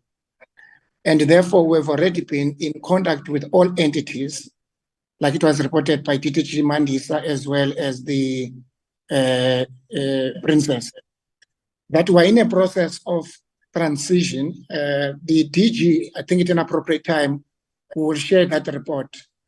Our view is that our timelines are such that by the end of the financial year, we should have been able to implement to a very greater extent the recommendations of the study with regards to amalgamation of different entities. And we thought you can't, whilst you do that parallel to that process of transition, start appointing council or board members or CEOs. We are in discussion with a number of boards or council members who may not be available for extension if their term comes and end now, which we think we can extend by, let's say, by the end of the financial year or up to March, April next year. But those who are not available, that is something different that we may consider. The CEOs acting as they are, we think that that transition period, because ultimately some of the recommendations of amalgamation will result in one CEO, for example, when you measure. So that process is already underway as we speak. About a few days ago, we met with entities once more to explain to entities how we think that amalgamation, because it may involve a reconfiguration in terms of administration, people being moved around, or some of the people, oppositions, not appearing in the new structure, which is also a matter that we are discussing. I just thought I should just explain that matter, except to say two things, Chairperson and the committee members. I think the whole idea of PESP, from a point of view of the president, was quite very useful to the sector. It might not have been 100% Snow White. It had its own challenges, but I think it was important to alleviate the challenges which were faced by the sector. This was one sector which was negatively affected by the 2-3 years of COVID. I think to a very greater extent, PESP was able to make an intervention.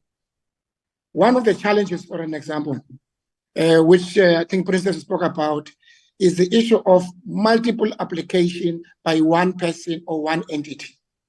In other words, which is a matter that are lessons from PESP 1, where you just find that this is one person, but multiple applications. The issue about cost saving is what we are discussing now, that the amalgamation must save us some money as a department. And I think it's a matter that we are considering as we consider amalgamation in terms of which entities will remain and which entities will merge and what positions relevant to the objective and the mandate of those entities. The other issue, which I'm sure that the both colleagues from a department as well as the NAC will respond to. The issues about defaulters, and I'm sure they will raise that issue, because one of the biggest problem, members of the committee, whilst acknowledging and appreciating the intervention, is that sometimes the criticism that you find about generally the principles of funding and multiple applications, the allegation is that you only fund few individuals, but it is those individuals themselves who make this huge criticism in public. I personally, Chairperson, when I walked into the office with the assistance of DM Notrawa, we had to meet with a lot of people individually, many of whom are very prominent, to ask what is the problem. I got an advice that actually these are the people who have been funded. These are not people who have not been funded. But what is lacking is an exit funding strategy, members. You find somebody who might have been not only with PESP, but with other funding models and projects. Somebody who has been assisted by government for more than 2 to 3 years. That person in 2023 is still being funded. I think there must be a way in which we are working on it now. There must be an exit strategy. If we are to help, particularly the new entrants, those who have been assisted by government, there's got to be an exit strategy that, because some of them, they are big names, at least they've established their branding in the market. So they've got to find a way to exit from government so that you allow a new Zizi, a new Mhlongo, a new Mtetwa to be assisted by government. I'm making those as an example. And that has been the biggest knock in terms of government making a dent in the issues about funding and ability to absorb as many young people in the creative space as possible. And I just thought I should make that point. We continue to meet with them, but my experience is that the more you meet with them, people who are making a lot of good noise, sometimes you realize is that it's actually people who have been assisted by government. Some have not been helping the department in terms of accounting appropriately, as it was reported earlier. But I will leave the rest of other issues. The reason, for example, we thought through NAC to remove the barriers, it was part of opening up, because was this huge cry that some of these barriers, given the nature of the sector, it does not make it possible for somebody from Tunjambini, somebody from Mulechi, somebody from Njelele to have all these documents. Therefore, these documents become a barrier. So it's part of the idea to open up, but in itself, I want to postulate it may end up with some problems at the end, but I think it's a matter that we learn as we implement these new measures. But the idea is to open up as much as possible to the most disadvantaged, so that it does not become only the town and urban towns that benefit from these government initiatives. Thanks very much, Chair. The DG as well as NAC may respond to more operational and administrative issues. Thank you. Thank you, Honorable Zizi Kodwa, the Minister of Sport, Arts and Culture. Acting DG, I will give our DM to round up when we're coming at the end. Acting DG. Thank you very much, Chair, and thank you for the questions. And I thought Minister would also touch on the issue of corporate, because he has been in the forefront in terms of making sure that we make inroads into that particular area. The questions around what we are doing with regard to approaching private sector in terms of looking at further investments into the industry by other funding sources outside of government. There has really been inroads. Obviously, in terms of dealing with that particular issue, we are not approaching corporate to say, can you fund so and so?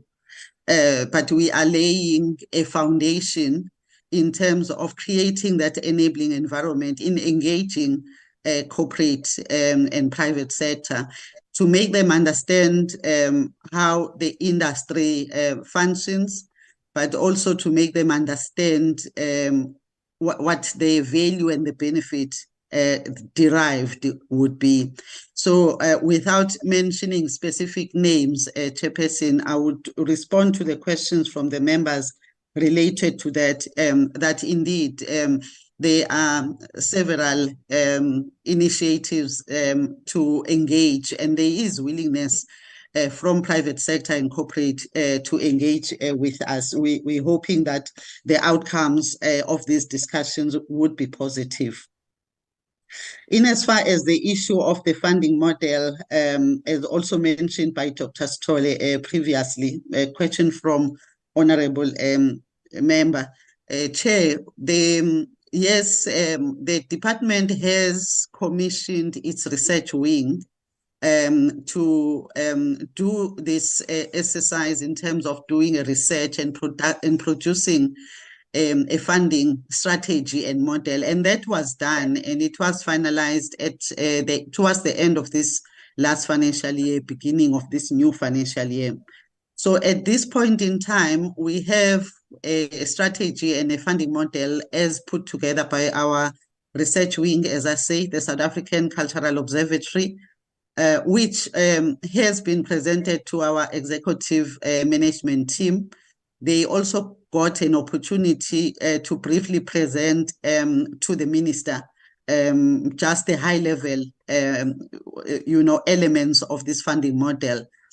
We were intending to present it to our funding, mainly the performing arts institutions and the funding agencies, but that session had to be postponed. But we are still intending to present that to those as stakeholders first, in terms of just looking into the detail of that strategy and the model. So indeed, even though we are not saying it's a France and the Australian model, but in doing the benchmarking and the research and the study that was done by the South African Cultural Observatory, they looked at all the models, but taking into account the dynamics of this country and the dynamics of the industry in South Africa, as it were.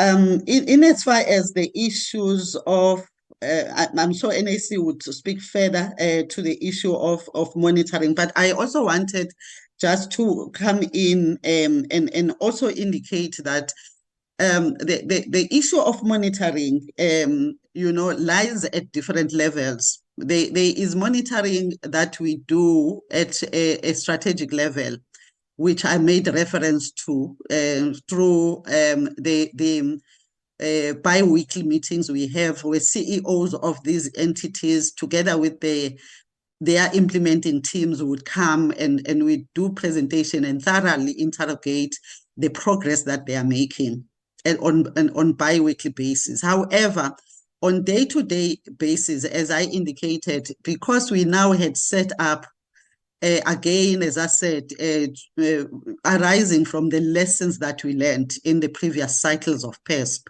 we then set up this project management unit, and they are able to work closely with the entities at an operational and technical level, practically on a day-to-day basis.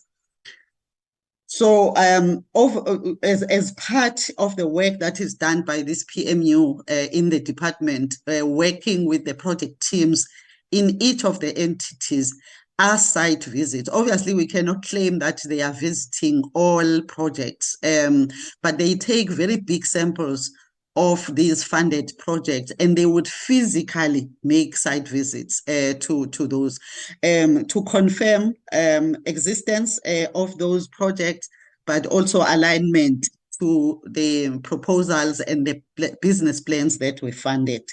So that's the level at which we have taken the monitoring of PESP. And I must say, we also work very closely with the presidency, because the same approach that we use as a department in terms of the PMU was actually taken from the approach used by the presidency, who had set up, they refer to it as the PMO, which is the Project Management Office, that monitors the implementation of PERSP across government. So the model that we are using is the same as that one.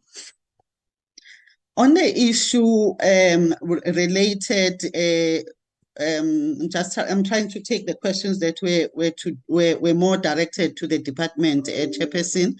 I'm sure the colleagues would, NAC would adequately deal with the questions that were addressed to them. There was a question from honorable member that was talking about a 2.7 million. He mentioned 5. It's 2.7 million per year. I'm not sure whether the 5 was based on 2 years that the honorable member was mentioning. The 5.4 will be over 2 years. There's 2.7 million last financial year and 2.7 million this financial year that goes towards the work of the PMU that we set up in the department, mainly going towards the salaries of the 2 deputy directors and 1 senior admin officer, but also the operational work that they do, which I've just mentioned. The percentage of the administration fee that went to the entities, as NAC mentioned, they mentioned in their presentation that it was 4%. Honorable member, it is 4% across all the entities, the 5 entities, and it is calculated based on the total amount of funding. It is so it's based on the total amount of funding for this financial year, for that financial year. For instance, under this reporting period, you saw the figure that was indicated by NAC, and it is based on that 4%, which you would note that we have really reduced the amount that goes towards admin fees, because we wanted the bulk of the funding that we receive for PERSP to go towards the projects, the beneficiaries, the applicants. The measurements of jobs created and the nature of jobs, as I had said earlier on, if you understand this industry, honorable member, you would understand that what we were talking about in terms of the multiplier model that is used in this industry. So take an example, if there's a festival and you've been funded for a festival, the nature of jobs that are created would in that particular instance be temporal jobs for that work. It could be a few days before the festival and a few days after the festival, but the main jobs created would go towards the day of that particular festival. The nature of the industry is like that. Cultural events that they hold. However, in my presentation, I spoke to examples of projects that other entities that we are using in implementing this. For instance, an example that I cited was that of the National Museum. So even though those are not permanent jobs, however, if you look at the interns, for instance, they would get an opportunity of a period of about 4 months, in some instances going on to about 6 months. So it's not permanent jobs, yes, we agree.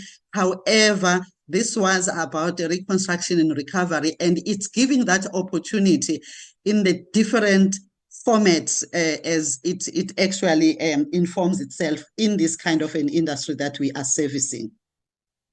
Yes, each entity has got list of beneficiaries. So NFVF, all of them, they do have list of beneficiaries. Those that participated from cycle 1 would be able to provide the member with their list coming from that period to this period. Those records are kept. Those records are available from each and every entity. And if the honorable member wants us to provide those lists, we are in a position to then communicate with the entities and provide such. I've spoken to the issue of monitoring. I think it came twice from different members, chairperson, and I've just cited the different levels at which we monitor. The issue of defaulters, I'm sure NAC is also going to talk to that, but I also just wanted to understand, to continue from what Minister is saying. We have a vast challenge when it comes to defaulters. And I think over the years, we have come up with control measures. However, we have records going back, well-known personnel, persons in the industry that you actually, when you go in and you delve into their details, you find that they actually defaulted at a particular year. Now they're coming back thinking that the department had not kept records. So what are we doing at this point in time, Chair, given the extent of this particular challenge? We have put up a project at this point in time. We refer to it as Follow the Money project, where we have brought on board and created employment for young people. At this stage, we're sitting with between, I think they are now 10, I think they were 6 a few months ago, of these young people that are at the level of project coordinators that have been given a responsibility of really following the money. However, we are not just punitive in our approach, Chair. What we did, for instance, this financial year, we're sitting with about 170 beneficiaries. I'm making an example of the funding that we are giving as a department. And what we have done with these project coordinators, we've divided the project amongst them. And from the onset, they are working with that particular group of beneficiaries that fall under them. What we have included, which is why I'm saying it's not just a punitive approach, what we have included also, Chair, is very much the same as what NAC was talking about, where we have a compulsory induction session where we take the beneficiary through what is expected. By the time you sign an MOA with us, you need to understand, you have to submit narrative reports, expenditure reports, and what else is actually required. And if you don't do that, we have started now with this Follow the Money project to issue those letters where we are following up on using a legal route now in terms of those monies that are owed. So I cannot at this point cite a percentage, but the industry really has a serious problem when it comes to accounting, Chairperson. You get your first tranche of 80% or 90%, because depending on the kind of an activity you want to do, we want to allow you to be able to execute that particular event or activity successfully. So the balance of the 20% or the 10% is what people are failing to account for. They are failing to account for the 90%, and as a result, they don't get the balance of what they have asked for. And we are taking action with regard to this, using this Follow the Money project approach that I am referring to.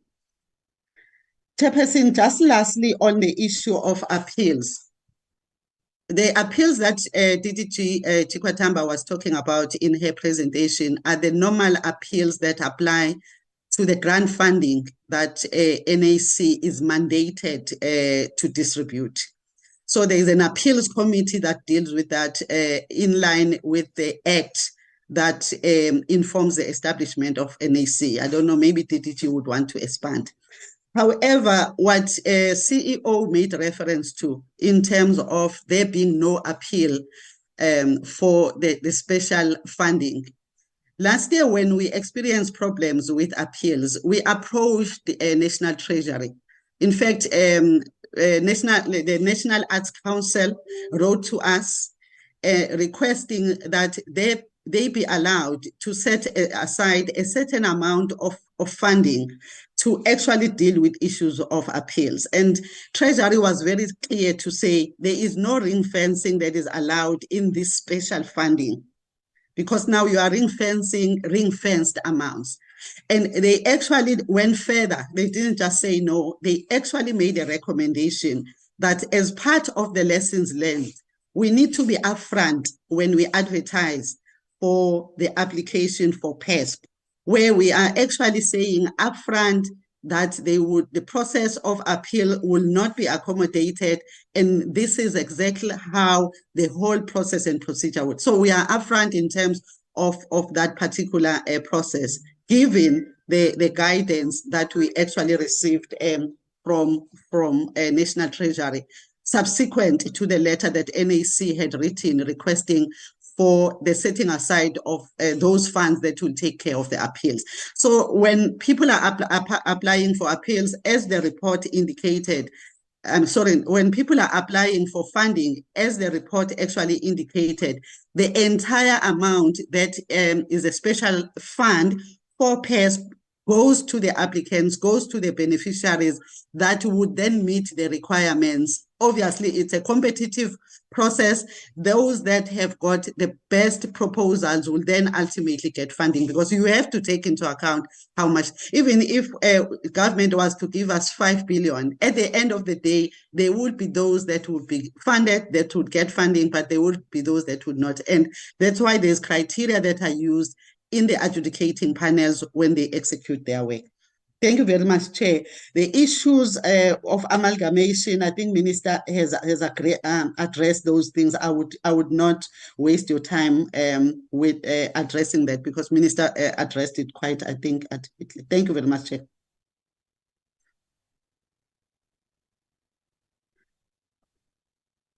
I don't know, Chair, whether you, DDG, I don't know whether you want to just expand a bit more on the matters that I've raised.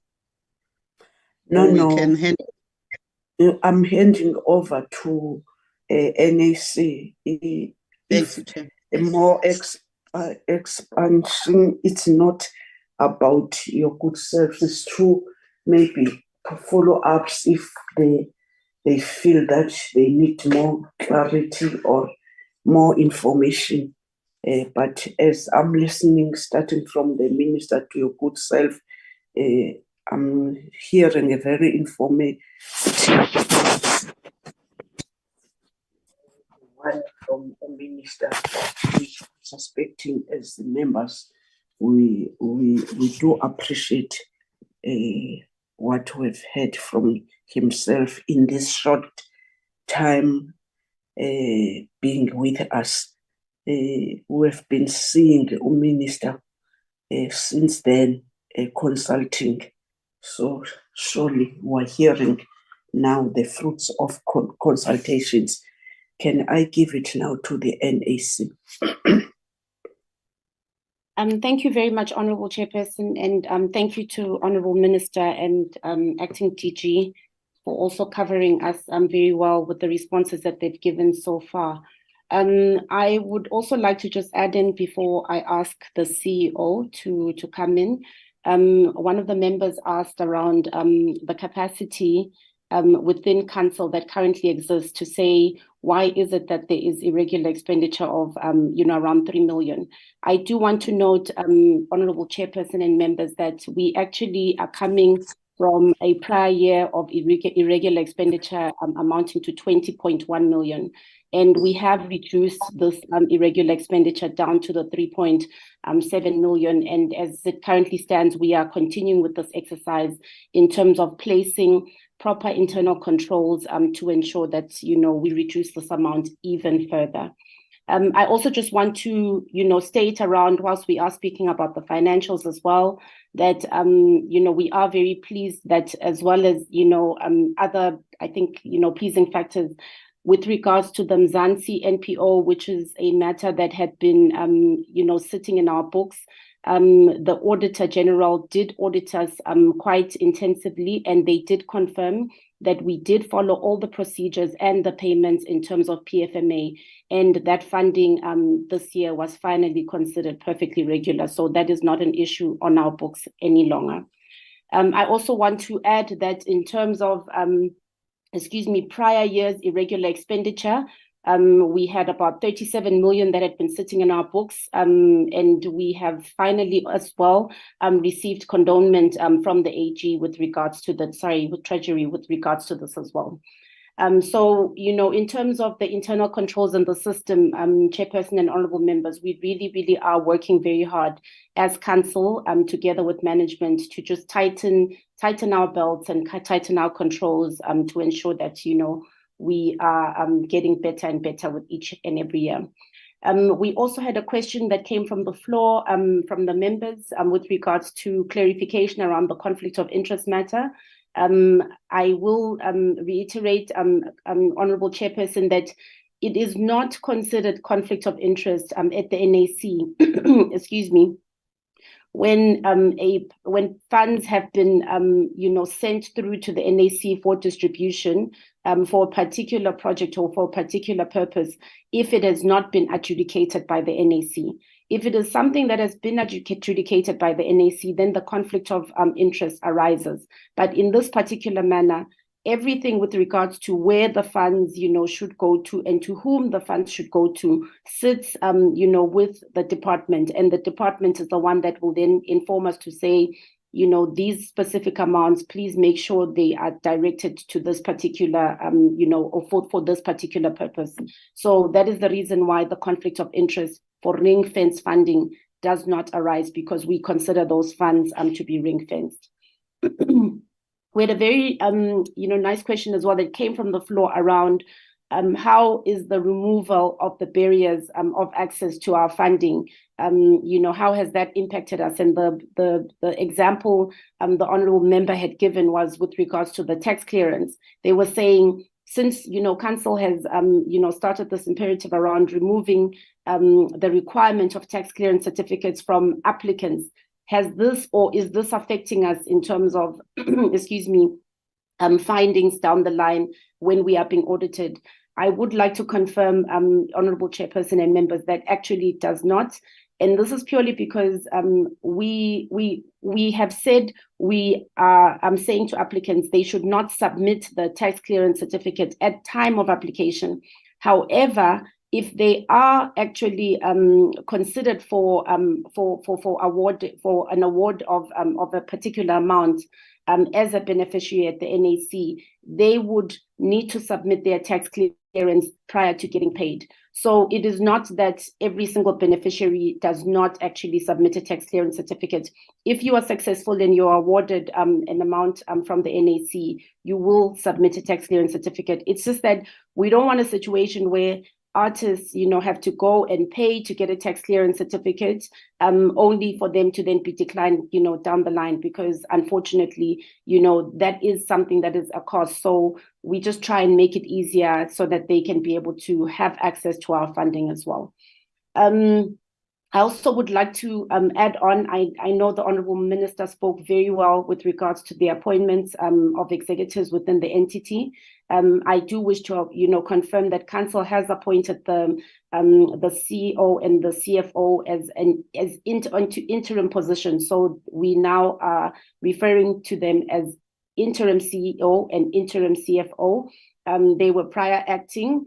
And this is just because every single time we have an acting position, we then would have to renew it every 3 months. And whereas with the interim, it then has allowed us to be able to appoint them as interim CEO and CFO for a period linked to the conclusion of the amalgamation of the entities, as mentioned by the Honourable Minister.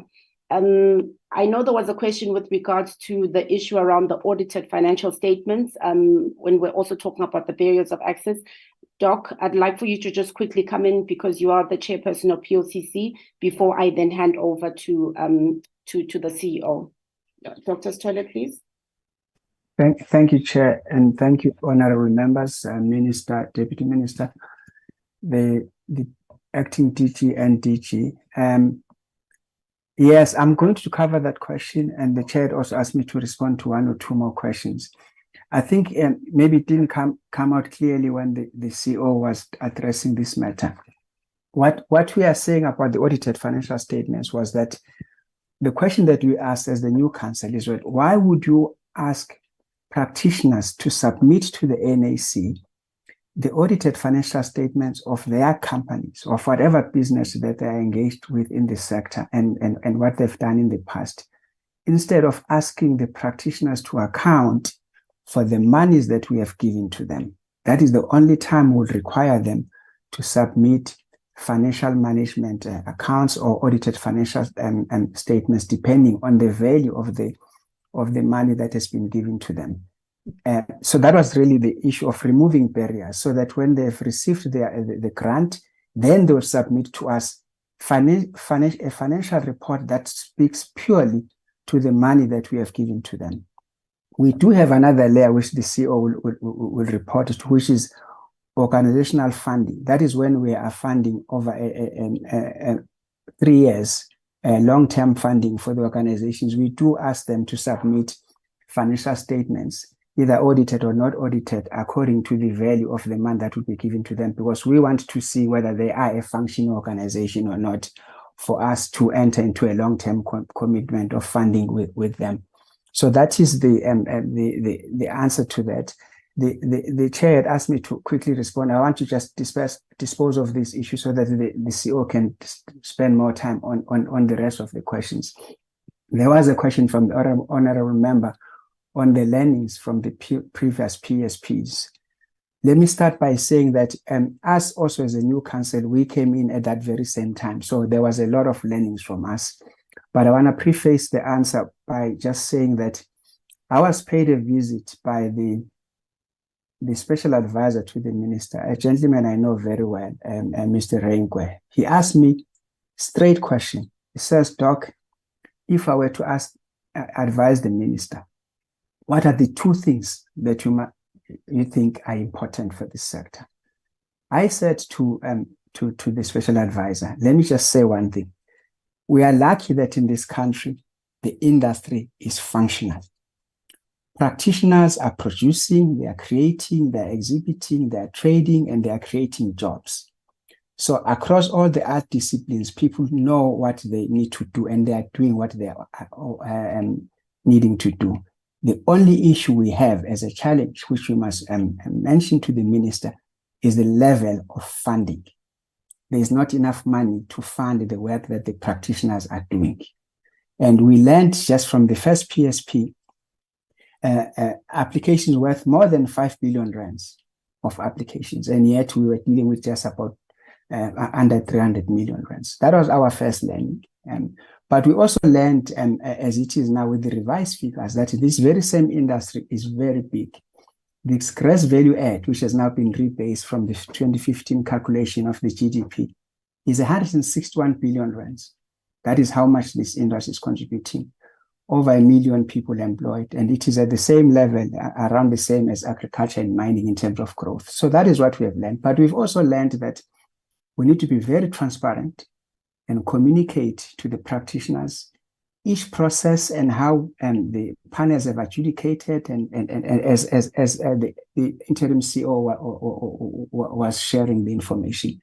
But we've also seen a lot of practitioners crying and pleading with us when they have not been funded, and us also sympathizing with them, but knowing that there is nothing that we can do. The other thing that I'm glad that the minister speak about how transparent we've been here. I want to say to the honorable members that this appeal process is a facade. There is no appeal. There is no appeal because the money is exhausted at grant approval. It's to its entirety. So when we say the applicants must appeal either through DSEC or appeal through the NAC, we are just lying to them, because there is no money even if the appeal was approved, because we don't set that money aside for appeals. So that is one thing, that's just what we have learned from us. And I then said to the special advisor, we are lucky that we have a minister, Ekhabulile, who is very articulate. He must go get us money from Treasury and get us more money, because even the money that the NAC, the value of the applications that the NAC receives is even more than the budget in the APP that I see in the branch of arts, culture, promotion and development. And then the second thing is that the minister must go and fight with SARS to get the private sector to get the Section 18A certificates, so that they are able to donate to this industry. Because one of the cries that we've received from the private sector is that they want to participate in this sector, but they cannot get a tax break because the arts has not been seen as worthy of getting a tax break. And that is another issue that I think needs a proper engagement. Just lastly, through you, Chair, I just want to speak in general about the defaulters. There is one thing that, I mean, even last night we were talking at council in preparation for this meeting, that we give applicants two tranches. One is the tranche when they've been approved and they must go and do the work. The other one is the second tranche when they have not, that we wait to give to them when they have completed the work. We have not done the calculation of how much money have people run away with, let alone that we are happy that we can now expire the projects, because now we can use that money for something else. So we can expire projects that are worth 3 million. What if the money that was given to them is 30 million in total, and we have not gone to collect that money? And I have even said that we are in derelict as council, so is management is in derelict for not doing the work of making sure that we collect that money. So that is just my input. Thank you, Chair. Thank you, Dr. Sithole. Julie, please can you continue to respond to other questions, please? Thank you, Chairperson. Let me use this opportunity to respond from the questions that are coming from honorable members. The first one really related to lessons learned. I just want also to add on what Dr. Sithole has actually indicated in this instance. We really prioritized capacity building and funding awareness and assisting applicants to understand the criteria and the requirements of the NEC upfront before they submit their applications. In addition to this, we actually even communicate openly about what the set criteria is, so that when they respond, they do respond accordingly as they are going to be scored by the panel members. So it's really about open communications and reminding practitioners about the requirements during the window period when the application is still on. We have so many social media postings reminding applicants of what the requirements are. The countdown towards the closing date and so forth. So that has been quite important in ensuring that applicants adhere to our requirements. As part of capacity building, and as I have indicated in my presentation, is that we support applicants, because we have learned previously that if they don't know the requirement of the funding, the contractual conditions, we then are going to encounter problems later on when they need to report. So we do have at another level, post-funding, the contracting process, we take them through sessions of what is expected of the NEC and them understanding the contract as well. But we don't even end there, even at the reporting phase. For those that struggle with reporting or understanding what is required, as per the templates, we do have sessions with them to support them in their reporting processes. However, if they do not meet the requirements, ultimately, we will term them defaulters, which I will talk to later on. Because the sector is huge and it also has differentiated levels of income, we have actually learned that setting a guiding figure for the practitioners was really a problem, because various practitioners command various amounts of money. So we really put it to the beneficiaries to determine a salary or a wage that they want to give to practitioners. One important matter that we actually have learned is just the monitoring and supporting beneficiaries on the ground. Of course, we're not able to see all the projects, but the team also do site visits to see the projects that are happening. We also do report analysis when it comes in. That's part of monitoring to ensure that what they had budgeted is what they've been spent on. If there's a deviation, what are the justifications? So that's also another level of monitoring that we do. And this open communication it's very important, because even post-funding, when an applicant is querying and would like to know how they were scored and reviewed by the panel members, we're able to share with them the general comments or their general score, average score, that the panel members would have given to them. If I may continue, there was also a question asked around the former council member, Tshepo Mashiane. Let me state that council resolved to take the matter under review. So it is in the hands of the court, and I'm not at liberty to speak about the matter because it is sub judice. Point of order, Chair.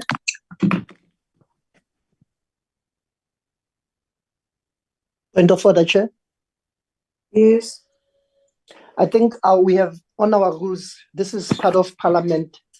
The sub judice cases, we can discuss them as long as they're not impinging the other person. We are allowed to talk about them. I can quote to the rule, it's Rule 10 of our national rules. Now, a sub judice case is not a question that we can't discuss it. Can you not entertain that because they will tell us their rules? Let's not entertain. Let's listen, and they are hearing what you are saying. I'm worried that if we're starting to discuss that, we won't finish other responses. We are noting what the responses are, and on this point, noting what you are saying. Thank you. Please continue. Thank you, Chair. I'm also at liberty to share with you, Chair, a report on the issue at hand as well. If I may continue, Chair, there was also a question asked as to the percentage split per discipline, how that is determined. You will see the amount requested per disciplines actually differ. So we take a cue from there to say which sector is really attracting or demanding more funds, looking at the value of applications, the value of requests that have come through, and the number of applications per discipline.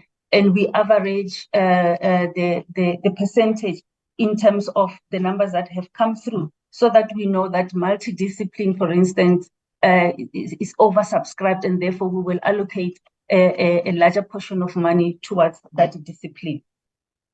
Another question that came through, Chair, was the issue around why Gauteng has so many applications. I think this is a historical issue for the country. I think suffice to say that many of people, really, including artists, obviously migrate to urban centers, migrate to metropolitan provinces, and therefore these centers actually then would have more population that is really active in the sector in this case, and therefore a lot of applications will be coming from these provinces such as Gauteng. Our chairperson has really mentioned and given an explanation on regular expenditure and the issues of consequence management, which are in progress at the moment. We are aware and are following up on what the issues are so that we don't incur such an expenditure going forward, and also taking cognizance of the fact that consequence management will need to be implemented in this instance.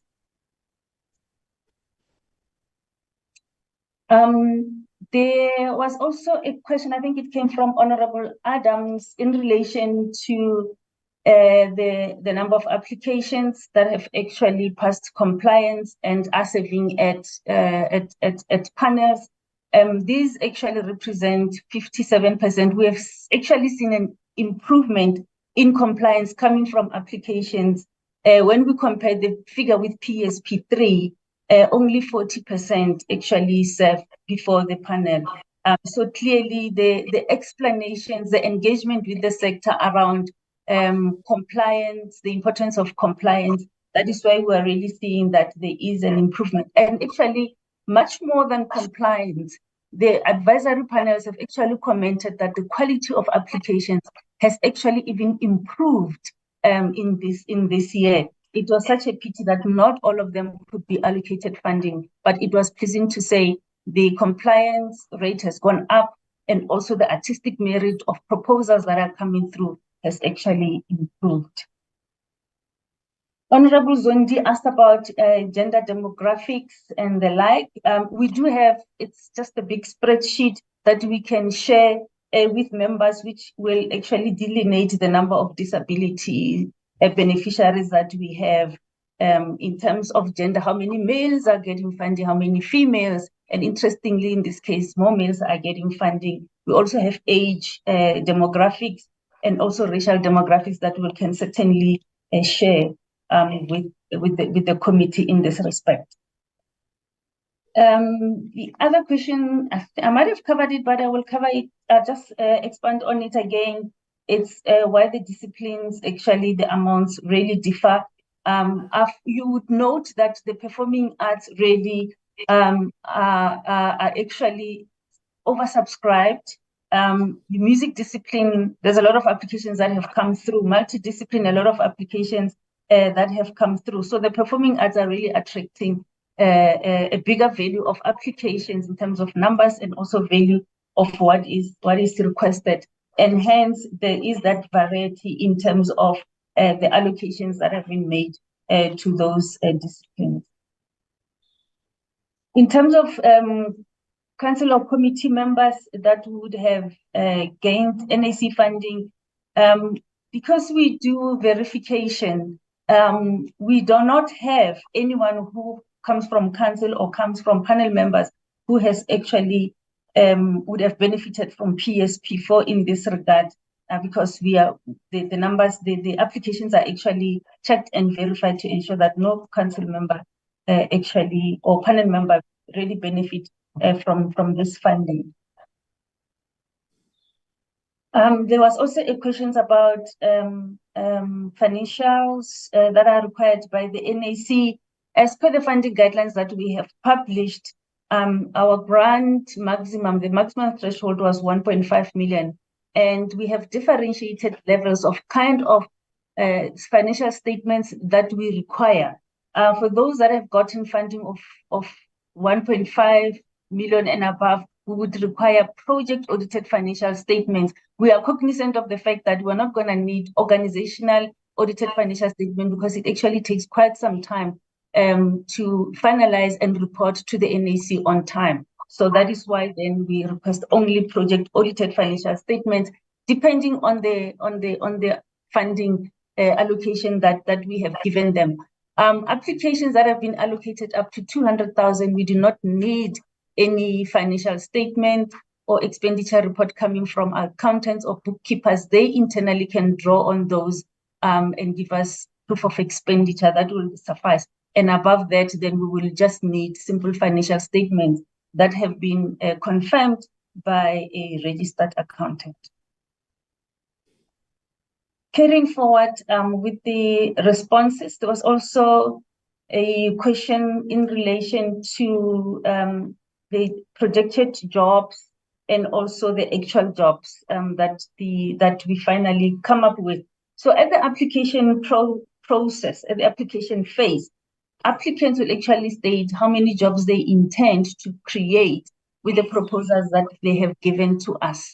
And we often do not give exactly what they requested due to budgetary limitations. But when we do give an allocation at the contracting phase, we do require them to state how many jobs they will be contracting. And also at the reporting phase, they need to report on the actual jobs.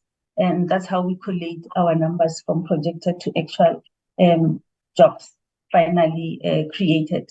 And I know the ADG has mentioned a bit about this, is that because we give project funding, which spans over a few months, it could be a one-day event, it can be a project that's taking place over 3 months. Therefore, the funding really does not give a long-term job opportunity. So in this instance, it's really short-term. In the case of the NAC, where we offer long-term job creation opportunities, it's in the category of funding of arts organization support funding, because we give funding over a period of 3 years. So it actually becomes quite easy and feasible to create jobs that are slightly over a long term. There was also a question arising, I think it was also from Honorable Van Dijk, on how many times are we giving funding to a particular beneficiary in the case of the NAC. our policy really indicates that it's from 5 years onwards if it's consecutive, consistently over a period of 5 years. However, let me also state that it's not an easy task because a lot of individuals or organizations that we have observed that we funded them over a longer term and we implemented the exit for them. A lot of them have really closed down. Sorry, Chairperson, we can no longer hear properly. I don't know what is happening. Sorry, Chairperson. What are you saying? What are you saying, Honorable Mamabul? Agree. We can't hear properly. I don't know what is the problem. Or maybe it is my network. I'm not sure. Okay, sorry. Thank you. It's your network, but you're supposed to raise hand. I was going to see you, but I'm suspecting it's your network because we do hear properly and clearly. I'm suspecting sharp as cloud. Okay. It's sharp. Go on. Okay, yes, thank you, Honorable Chairperson. I was just stating that because the funding that we give anyway, we don't fund to full capacity of what an applicant would have requested. Over time, once the funding stops, a lot of performing arts companies actually close down and we're not able to employ whether it's dancers or actors because the funding has died down. I did allude to the kind of monitoring that we really do as the NAC, which includes site visits, analysis of reports, workshop sessions with beneficiaries at various reporting phases. We're able to monitor the progress of the projects that they are doing. And of course, we can only do this to a certain extent if beneficiaries are not able to give us proofs of expenditure, proofs of the expenditure that has left the bank account or other forms of evidence that work has been done or is questionable. We, however, are not able to assist them in that regard. So we would then collate a list of all those applications and we would red flag them, which I may call blacklisting in the language that we are using in this instance. We do have a policy which governs how we should treat these defaulters. One of them being those that really have not accounted for the money that has come out. We really have to, we intend to follow them through legal means and collect the debt for the money that has come out because they would not have implemented the project accordingly as required by the NAC. I think Chairperson and Dr. Sithole did speak about the barriers, which I will therefore split. There was a request that we share the list of defaulters with Parliament. We are currently busy with the list of defaulters. Just looking at PSP alone, we have 50 defaulters that have not reported on the funding. 26 of those have partially reported or their reporting is not satisfactory, and 24 have actually not even reported at all, despite the engagement and follow-ups that we've been doing with them. In the funding, we actually do prioritize new entrants to the system. However, it's actually not always easy just to leave out other potential beneficiaries, but we do acknowledge that new entrants to the system needs to be supported so that they can get into the mainstream, grow and advance, and hopefully in the near future be able to stand on their own and not being dependent on funding from the NAC. I will not speak to appeals because I think it was covered. Yes, coming to the close of date of projects, which is 31st of March 2024, what the NAC does in this instance, if people are not able to meet that deadline, our policy do allow us to give a 2-month window period for applicants, for beneficiaries to conclude their projects and report on them accordingly. But in the process, we do give support and mentorship in terms of reporting properly to the NAC and also accounting for the monies that they have spent. Failing which, then we would draw a final list of expiry, which will go through the Audit and Risk Committee and Council before we then have a final list of defaulters, which will then have to follow through legal means through debt collectors to ensure that what the NAC had spent in terms of the first grant, it's actually then paid back to the NAC. Chair, I think I will end here. Thank you, Chairperson. Thank you.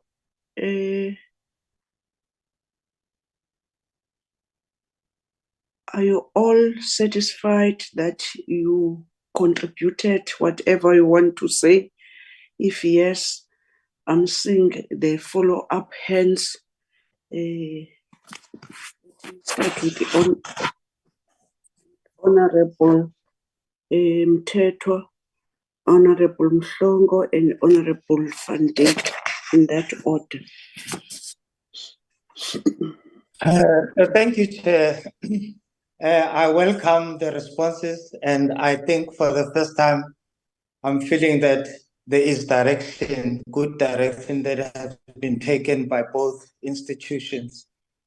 I must commend Ms. Julia Bikofa, who responds promptly, and she's easily accessible and very cooperative. Also, the flexibility of NSC to change the compliance standards. It really shows that within ANC, there are people who are coming from the sector who understands how the sector operates. And I want to commend them on that one. Many of my questions, good that I didn't ask all of them because many of them have been responded to. And also, I want to commend the Minister. He has succinctly explained the strategy of amalgamation. It has been long overdue, and I support the move 100%. The question that I want to pose is on the issue of the fact that we live in the fourth industrial revolution. Why wouldn't the department consider, and all other institutions that deals with funding, consider a system that is synchronized, that seeks to say, if there is funding allocation, a budget allocated for the entire institution, let there be a system that shows that this is how much we have. And as the money is transferred and allocated to different projects, the system shows that this is how much we are left with, this is how much has gone out, so that it is a transparent process that anyone can access and see that, okay, we won't face a situation where we are over, what do you call it, Dr. Stolle, your term, what you experienced on your first PSP, where you ended up having approved many applications when the money was not sufficient. So it will deal with that situation. And the second question is, something like what would happen with banks. If you have deposited money, you know you can't go beyond a particular limit because that's what you have in your bank account. So if there could be a system that synchronizes all funding institutions with the department so that the department can also monitor, as opposed to finding things at the latest a moment that you don't have. And then the other question is that I think it has been also answered, the issue of appeals, because I had somebody saying that I appealed, but I was told that my appeal has gone to the department, which made me wonder, how can the department deal with the appeal when they were not the ones who were looking at the application? Third question is that for me, it is travesty of justice whereby those who have transgressed the law and end up with hefty handshakes. We know in the situation of Mangope, it's still the question, why was he paid so much money when she hasn't faced the music, and still there's still an issue pending between SARA and on that issue. The SARA question, why is it still taking so long to resolve that matter? I want to also explain this so that members can also understand. I come from the sector, and sector sometimes it becomes so desperate. Now, can the funding institutions and the department cease from asking people to re-look at their applications? What I said previously, that you apply based on the fact that you want to deliver a Mercedes-Benz, and you are pursued to then deliver that. Honorable Mteto, it must be your last comment and your last question. Yes, it is my last question, Chair. Okay. Now that situation of being asked, in fact, you get approved not even half of what you had requested. Now you have to try and trim your project, but based on desperation, you end up under budgeting your project, and that is a set for failure. I am happy that there are less defaulters than what I would have expected. I would have expected many defaulters than that, because people end up just desperately saying, putting figures that don't really make sense, and because they are desperate. So I think it is something that you need to look into, to say, rather not give the person funding if the application that he has applied for is above what you think the budget should be. And I don't know what informs NAC or any other institution to say, no, we can only give you 60%. Now, the application process, you know that it requires a concept and followed by a rollout plan. And then you also have budgets that you need to do. Now, with the sector, I need to book venues, I need to book artists, and I have to pay deposit. Now, if the approval takes longer and the appeal process comes in, you end up losing that money and end up being indebted to others. So I think it is my plea that we need to look into that. I'm available to look with you at, because these are the challenges that I'm faced with every day. Even myself, I have defaulted because I just accepted the funding when I was told that I am connected. That was the reason I couldn't get the funding. But when there was an appeal, I was then given not even a quarter of that. So I'm very honest. I want to be honest. Okay. Honorable. I'm honest, Chairperson. You will appreciate my profile picture that has my hand up, because I'm saying I am reminding myself for why I am here. I have to be honest, because I learned from the mistakes, and those mistakes are not only unique to me. There are many others who have faced the same situation.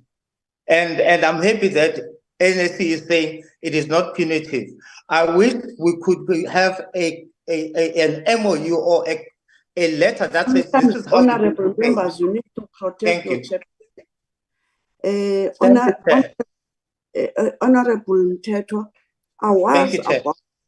I was about to say, now you addressing your former area where we are coming, which is nothing wrong, but you are taking too much time off all of us. But I've just opened the floor until you come to tell us that you are amongst the defaulters, but it's not for us. Not on PSP though, not on PSP, Chairperson, and not I'm not saying No one did tell us. Maybe they will next time. They will tell us what is that. Honorable members, we must bear with Honorable Mthethwa because he's coming from the sector, but you need also to assist in order that he must not accuse me of saying that I don't want to listen. He must try to be now a member of this committee, not addressing some other things outside there, but will appreciate when we're getting information from himself. Really, he's grounded from that sector. Now, Honorable Mhlongo. Thank you, Chair. Honorable Mthethwa, there's a in a bank, there's an overdraft in the bank processes. Maybe they must open an overdraft for you to get more. Since you told us that you are a defaulter, on a lighter note, you are I able to don't pay. need that. No, you don't do that, Honorable Mthethwa. You don't do that, Honorable Mthethwa, just responding to anyone who's commenting. You did to me, and I kept quiet. Now we are responding to Honorable Mhlongo.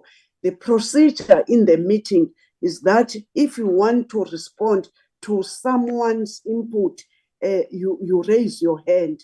You just be patient until your term is around, not just responding on the spot when somebody is talking. I thank you. I'm sorry about that, Honorable Mhlongo.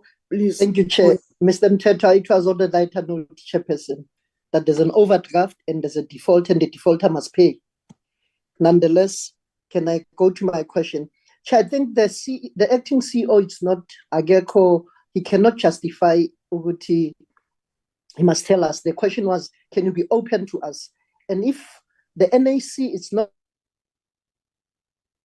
open, there's no transparency, we question good governance. Now I question them, how can they govern to say NAC it's top notch? They don't open to us, they don't give us good responses, they will tell us about sub judice. And Chair, we are immune. This is Parliament. This Zoom is a Parliament session. Automatically, they must be open to us now. They don't want to be open to us on the matter of Mr. Tshepo Mashiane.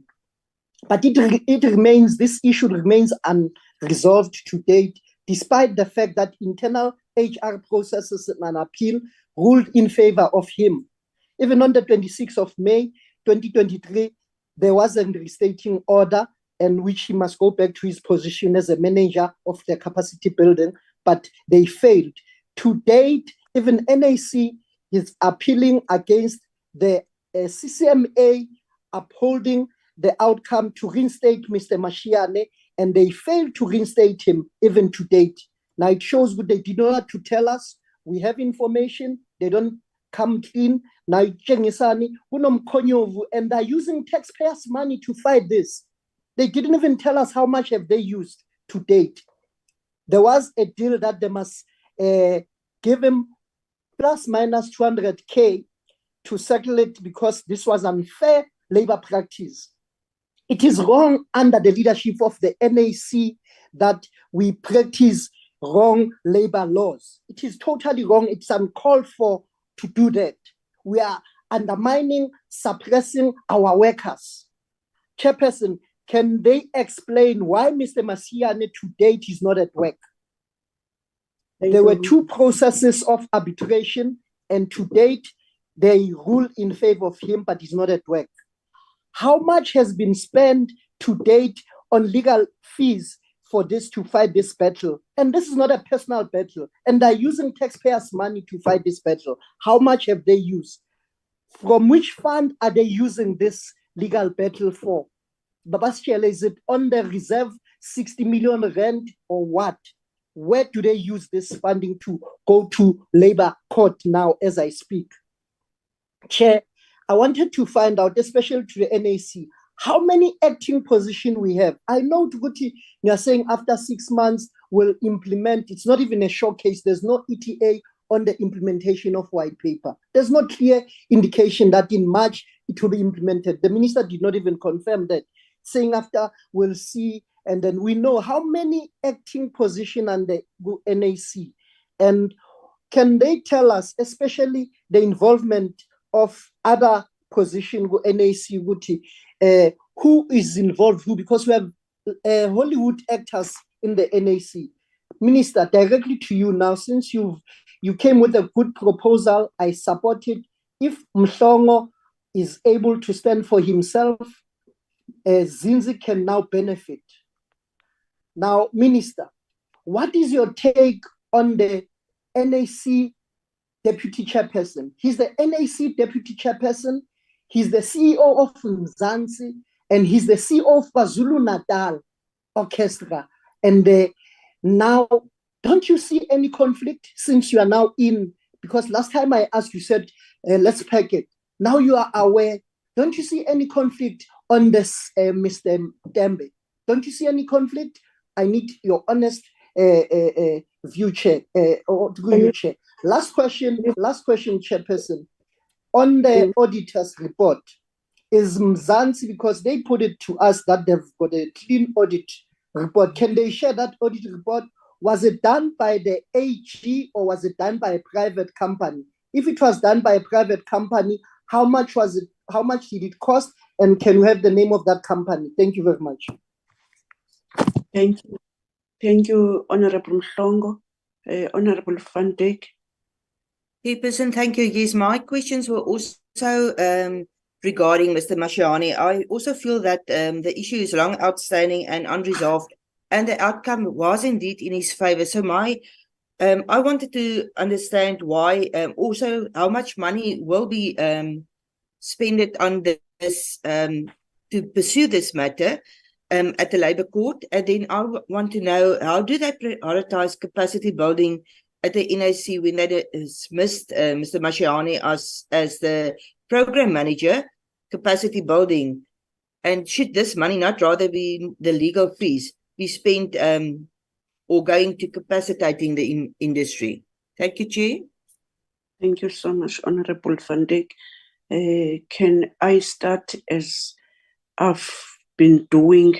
There's a question which is direct to the Minister. I'm aware that I've said, DM, you will be responding. If Minister felt that DM must respond at the end, it's upon you, Ministry.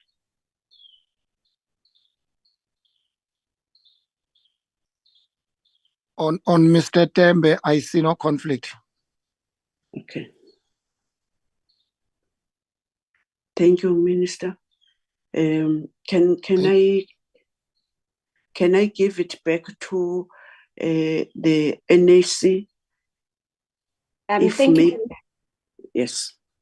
Thank you very much, Chairperson. I want to start with the first honourable member that spoke with regards to a matter with regards to SARA and the former CEO Mangope. I just want to confirm that we have concluded our case with SARA. So a matter related to SARA and Mangope would then be, related to those two parties and not us. And then secondly, there was a very good question around why do we reduce the funding, versus what the artists actually asked for. And this is just purely because we're trying to distribute the funds to as many artists as possible, but I'm sure the CEO can be able to elaborate on that. And then lastly, with regards to the Mashiane matter, because this is an operational matter that has been handed over to the CEO, I'm going to ask the CEO to respond on that one. Thank you. Any other responses? Can I give it to our DM?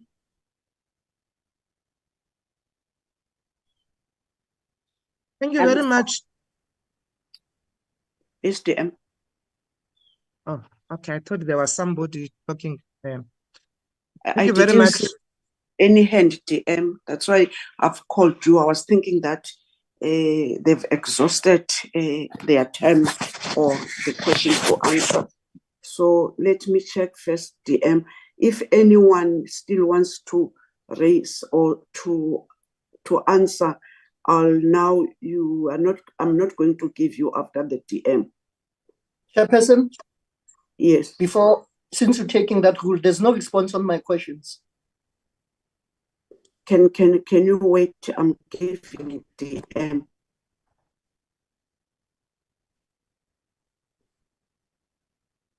Thank you very much, Chair. Without trying to destabilize you, Chair, I thought I heard the chairperson of the council saying the CEO must come in before I come in. I didn't hear that. CEO. Thank you, DM. Thanks, Chair. Thank you, Honorable Chairperson. I will respond. I've noted the comments made by Honorable Tetwa, and I wish to also answer on the issue of the appeals. The NAC Act, Section 12, actually prescribes the appeals processes and how it should be dealt with. So appeals are directed to the department, directly to the ministry's office to deal with appeals, because the NAC cannot be a player and a referee at the same time. So we need, an independent panel to review our assessments of applications, whether we were right or wrong in that respect. In our funding guidelines and also in our application form, we do indicate that the NAC is unlikely to cover the full budget of projects, and we therefore request applicants to source funding elsewhere, purely because we are aware that the amount of budget that is available for funding really does not meet the needs of the sector itself. So it comes, inadvertently that the amount that the project will be allocated, that the panel will allocate, would not necessarily be to the maximum that the project has requested for. Because if we do that, we'll end up funding only 50 people with PSP funds, and the rest of the people will not be allocated funds in that instance. On the issue of Mr. Mashiane, as an NAC, as an institution, we do have the right to review any award or any ruling that has been made. And in this case, I have indicated that we have taken the matter, on review. It is with the courts at this stage, and I'm not in a position to be talking openly in this platform about the merit of the case. I did indicate that we will send a report to the committee on this matter.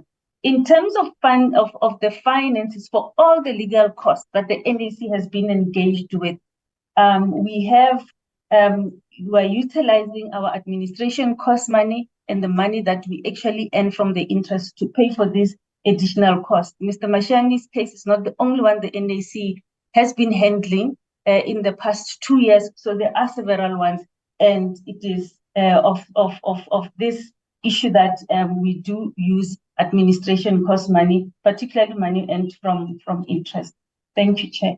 And there was also a question on how many acting positions we have currently at the NAC. Prior to the appointment of interim CEO and interim CFO, we had 3 acting positions, acting CEO, acting CFO, as well as the acting comms and marketing manager. Since the 2 offices have been capacitated through interim appointments, we are only left with 1 currently that we are going to close off. Thank you. Whilst you are still on the platform, CFO, I hear you saying that, admitting that as a council, you have the link of monies, and I want to just do this. Ask you, are you able to recover money concern, and how much do you need to recover? And do you have any strategies to recover the money that is unable to be accounted? And are you having time frames about that? Thank you. Chair, my hand is up.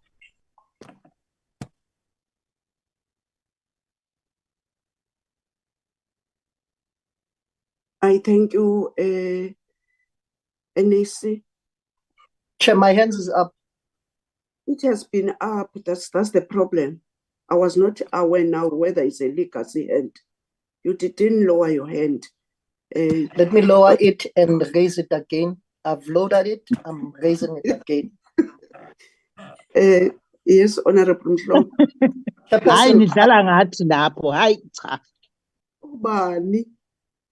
Chair, Honorable Dudu, he has a problem when I speak. And because I do my oversight work, he cannot say I'm Mdlalangai when I ask questions. She just said that. And she has this tendency, when I'll talk to her, they'll say I'll undermine woman. It's not about woman issue. It's about a man respecting another man, irrespective of gender. She just said, can she explain herself before I speak? Honorable Mhlongo, I'm still chairing the meeting. I've asked the question and I gave you the platform. So, which means I'm part of Nidlala Ngathi. I'm not sure why he's personalizing, and I'm not going to ask her to take the platform. We don't have time now. I'm giving you the platform to raise a follow-up question. Chairperson, I wanted to find out, this NAC must account, and I repeat myself, I've repeated several times, under Minister Zizi Kodwa. Minister, you must put this entity under administrative. It must be under administration, so to say. Because they don't account. I've asked financials, how much did they spend? They say they've run all 2 years. I'm talking about Mashiani's question. How much did you spend for legal costs? You did not respond. Now, another question on the same Mashian, why didn't you reinstate him? You go to labor court. What is the reason? Is it who is leading this legal battle against the employee? Is it NAC or is it Mashiano or is it the management or is it council? Who's leading this battle? Because he was I can put it to you as the part of Kume into Zenzwa Mkonyovu as NAC. Now, is the NAC council fighting this battle or is it management fighting this battle or is who's who? Using taxpayers' money. Now, Honorable, can I ask you, and then can I ask NAC that you must respond on those questions which were raised by Honorable Mhlongo, because now Honorable Mhlongo is repeating his question, which he raised those questions. We don't have enough time. Can you please respond on the questions that Honorable Mhlongo has asked as follow-up questions, please? Thank you very much for protecting me, Chairperson. Can we respond? Honorable Malomane, you want to raise follow-up? Thank you, Chair. Thank you, Chair. I wanted to request that the question, because Mr. Mhlongo or Honorable Mhlongo, he said they never responded, that maybe can it be done in writing and be forwarded in the committee secretariat, the responses that they never responded? Thank you, Chair. I was giving them point of exigency, Chair. Listen. I was giving them the platform that they must respond. It must come from themselves on what you are proposing, Honorable Malomane. CFO. Thank you very much, Chairperson. It's the Chair of NAC. I just want to make a request that we will respond to you, Portfolio Chairperson, on the questions that that Honorable Mhlongo has requested us to answer on. Thank you very much. I'm suspecting you need to go and have a detail, and you must look at the question of Honorable Mhlongo, because he elaborated about that. I wanted that we must hear from you. Honorable Deputy Minister. Thank you very much, Chair, and thank you very much to the honorable members. I just wanted Honorable Mhlongo to see me. Can I switch off the video? You're so beautiful, DM.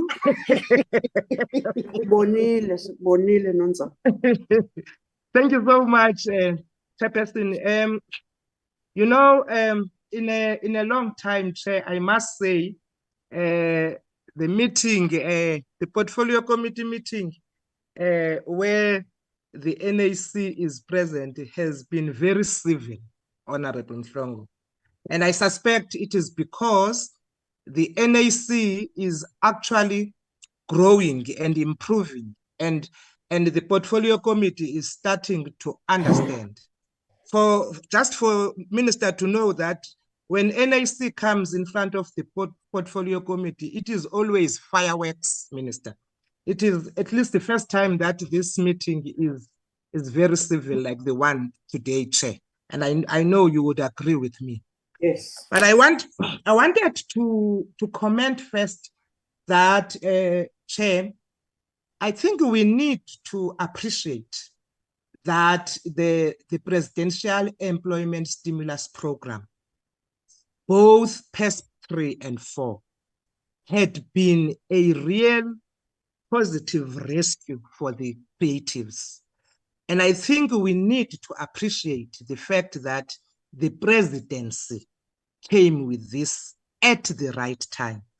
I want to believe that if this program did not come at the right time, we would have had more serious problems with the creatives. And sometimes we don't take enough time to appreciate what government is doing. This PESP has been really a rescue for us. I think we need to agree on that. And of course, the level of funding for creatives will never be enough, because we know the need is huge for the creatives in the country. But whilst we are agreeing that the funding would not be enough, it is also important that as all of us politicians, when we interact with the creatives, we also tell them the truth. We actually explain to them that it becomes very important that you are able to account even for the little amount that you had received. Because when minister goes back to the presidency to go and beg for more money, we need to be able to have a clean report that says the little that you had given us, the creatives had appreciated it, there is no people who had defaulted, and the report is clean, so that when then we start to interact with the presidency, even in these austerity measures, we are able to have a good story to actually explain to the presidents. And I thought it's important that we do that, because we are not going to be able to convince moving forward that we don't know that we're going to have PESP 5 or PESP 6, but as we didn't know that we were going to have PESP 4. We thought that PESP 3 was the first and the last, but with all good things, we had PESP 4. We might have PESP 5, but we must be able to make sure that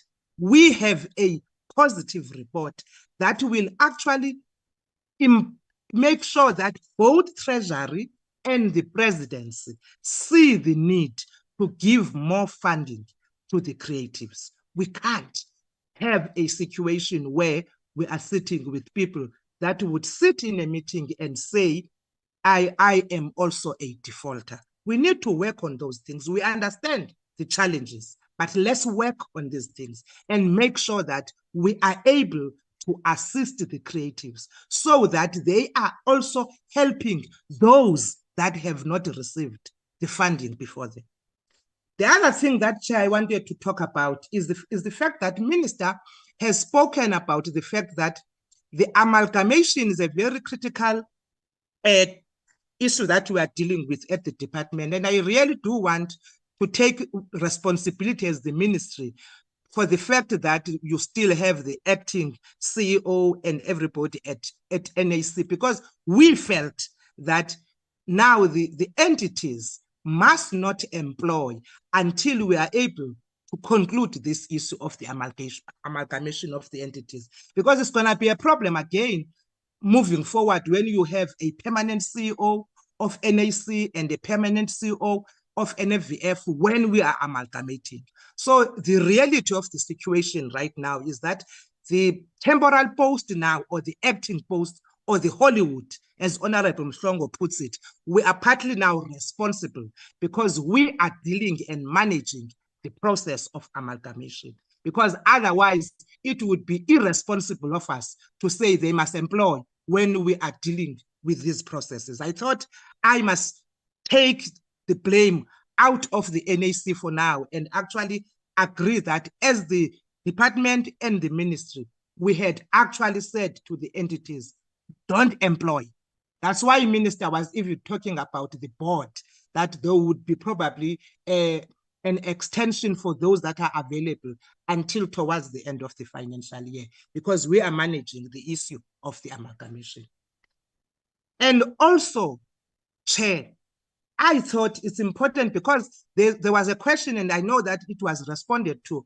How do we make sure that there's more money in the pot by making sure that we involve corporates, which I know Minister has been knocking on doors to make sure that corporates come into the party, to make sure they become part of making sure that both the sport and the creatives are adequately funded. But as I want to repeat this, we need to also make sure that there is responsibility taken by both those that are going around asking the money for, because the corporates are very critical about how you use your rands and cents, so that when they come, they become comfortable in knowing that NAC and any other entity have got their ducks in a row. They know how to make sure that everybody accounts for whatever monies that they are given. And I think I just heard Honorable Mthethwa talking about a funding tracking system that would also look at and try to subvert the issue of oversubscribe. Well and good, but I think the ones that we have, the little that we have been given, can people account for it? Because that accounting is also making sure that that artist that is still waiting to get for that little money that you had already received is able to receive, because they will receive it only when you would have accounted, because once you account, you open doors for more funding to come in. I thought it's important that we put these things into perspective and understand that, yes, we have a challenge. Yes, NAC is doing the best they can in terms of managing the 182 million that they received. Yes, we had seen that the applications were more than they could even afford, with the almost 737 applications only from Gauteng. But at least the little money, they managed to make sure that they cut that cake to be able to give as many as possible. And I think let's be honest with the creatives when we speak to them, so that us that have got the information, us that we are politicians, we are able to tell the truth. We don't go out there and incite creatives as if there is a lot of money sitting in the pot when we ourselves are not sharing the good information that we receive in this. And I thought, Chair, it's important. And I think for me, it has been one of the best meetings so far, where at least we are able, all of us, to understand the situation we're dealing with, the challenges. And I want to agree with you, Chair, that the issues of HR that Honorable Mhlongo has raised, that the NAC has tried to respond to, must be responded in writing, because the reality of the situation, they have taken the case under review. When you have taken the case under review, you cannot then have the person going back to work, because the case is still going on. But I think let's get all those so that everybody is able to understand what is going on. But thank you so much, Chair, and thank you very much to both the officials of the department and the NAC for actually being very open and educative about this process. of the Presidential Employment Stimulus Program. Thank you so much.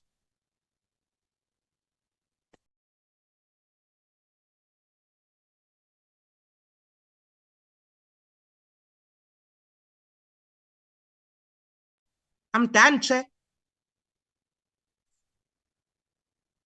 I'm speaking. I didn't open. I thank you so much, DM.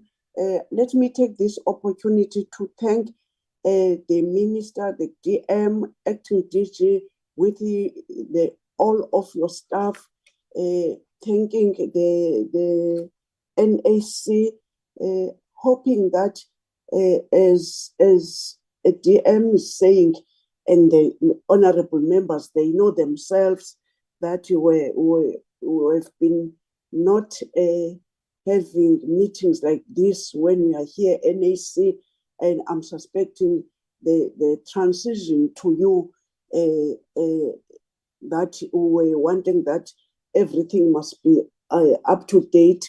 Now we do understand, and this information that is in front of us, it's making us now to understand what we are doing and what we are short of, except that I can say, DM, as this committee, we are aware that this question of amalgamation, it was, I'm seeing one member now running to the bus. This question of amalgamation, and when we joining these two departments, the sport, arts and culture, we have identified as this committee that until we have what you are looking at, until we have white paper, we'll be having people that will be going out there on the media and raising issues, whilst those some entities or some individuals are not yet accounting. If you still remember, we did get that you did give, and you do give them the first tranche, second tranche, when you're about to ask to them that they must account. It becomes a media issue that department, NAC. So we would love to see that all what we've been trying, that it must happen since inception of this term, would love to see it happening. Until then, people will be taking monies and not to account. And when people asking them to account, they will just go to the media and do everything, hoping that now we are thanking all of you today. We still have work to do, and I'm suspecting NAC, we have taken the advices from each and everyone in this meeting, from the minister, from the DM, and to the members at large. The meeting is closed. Thank you so much. Thank you, Chair. Long live the chair. Long live the chair. Long live the chair. Except that long live the chair. Except that Dlala ngathi wena, dlala ngathi. Udlala ngathi wena Mhlongo, udlala ngathi wena. Dlala ngathi awufundi la uzothi ngidlala ngathi. Mina ngiyakhetha isetyami la.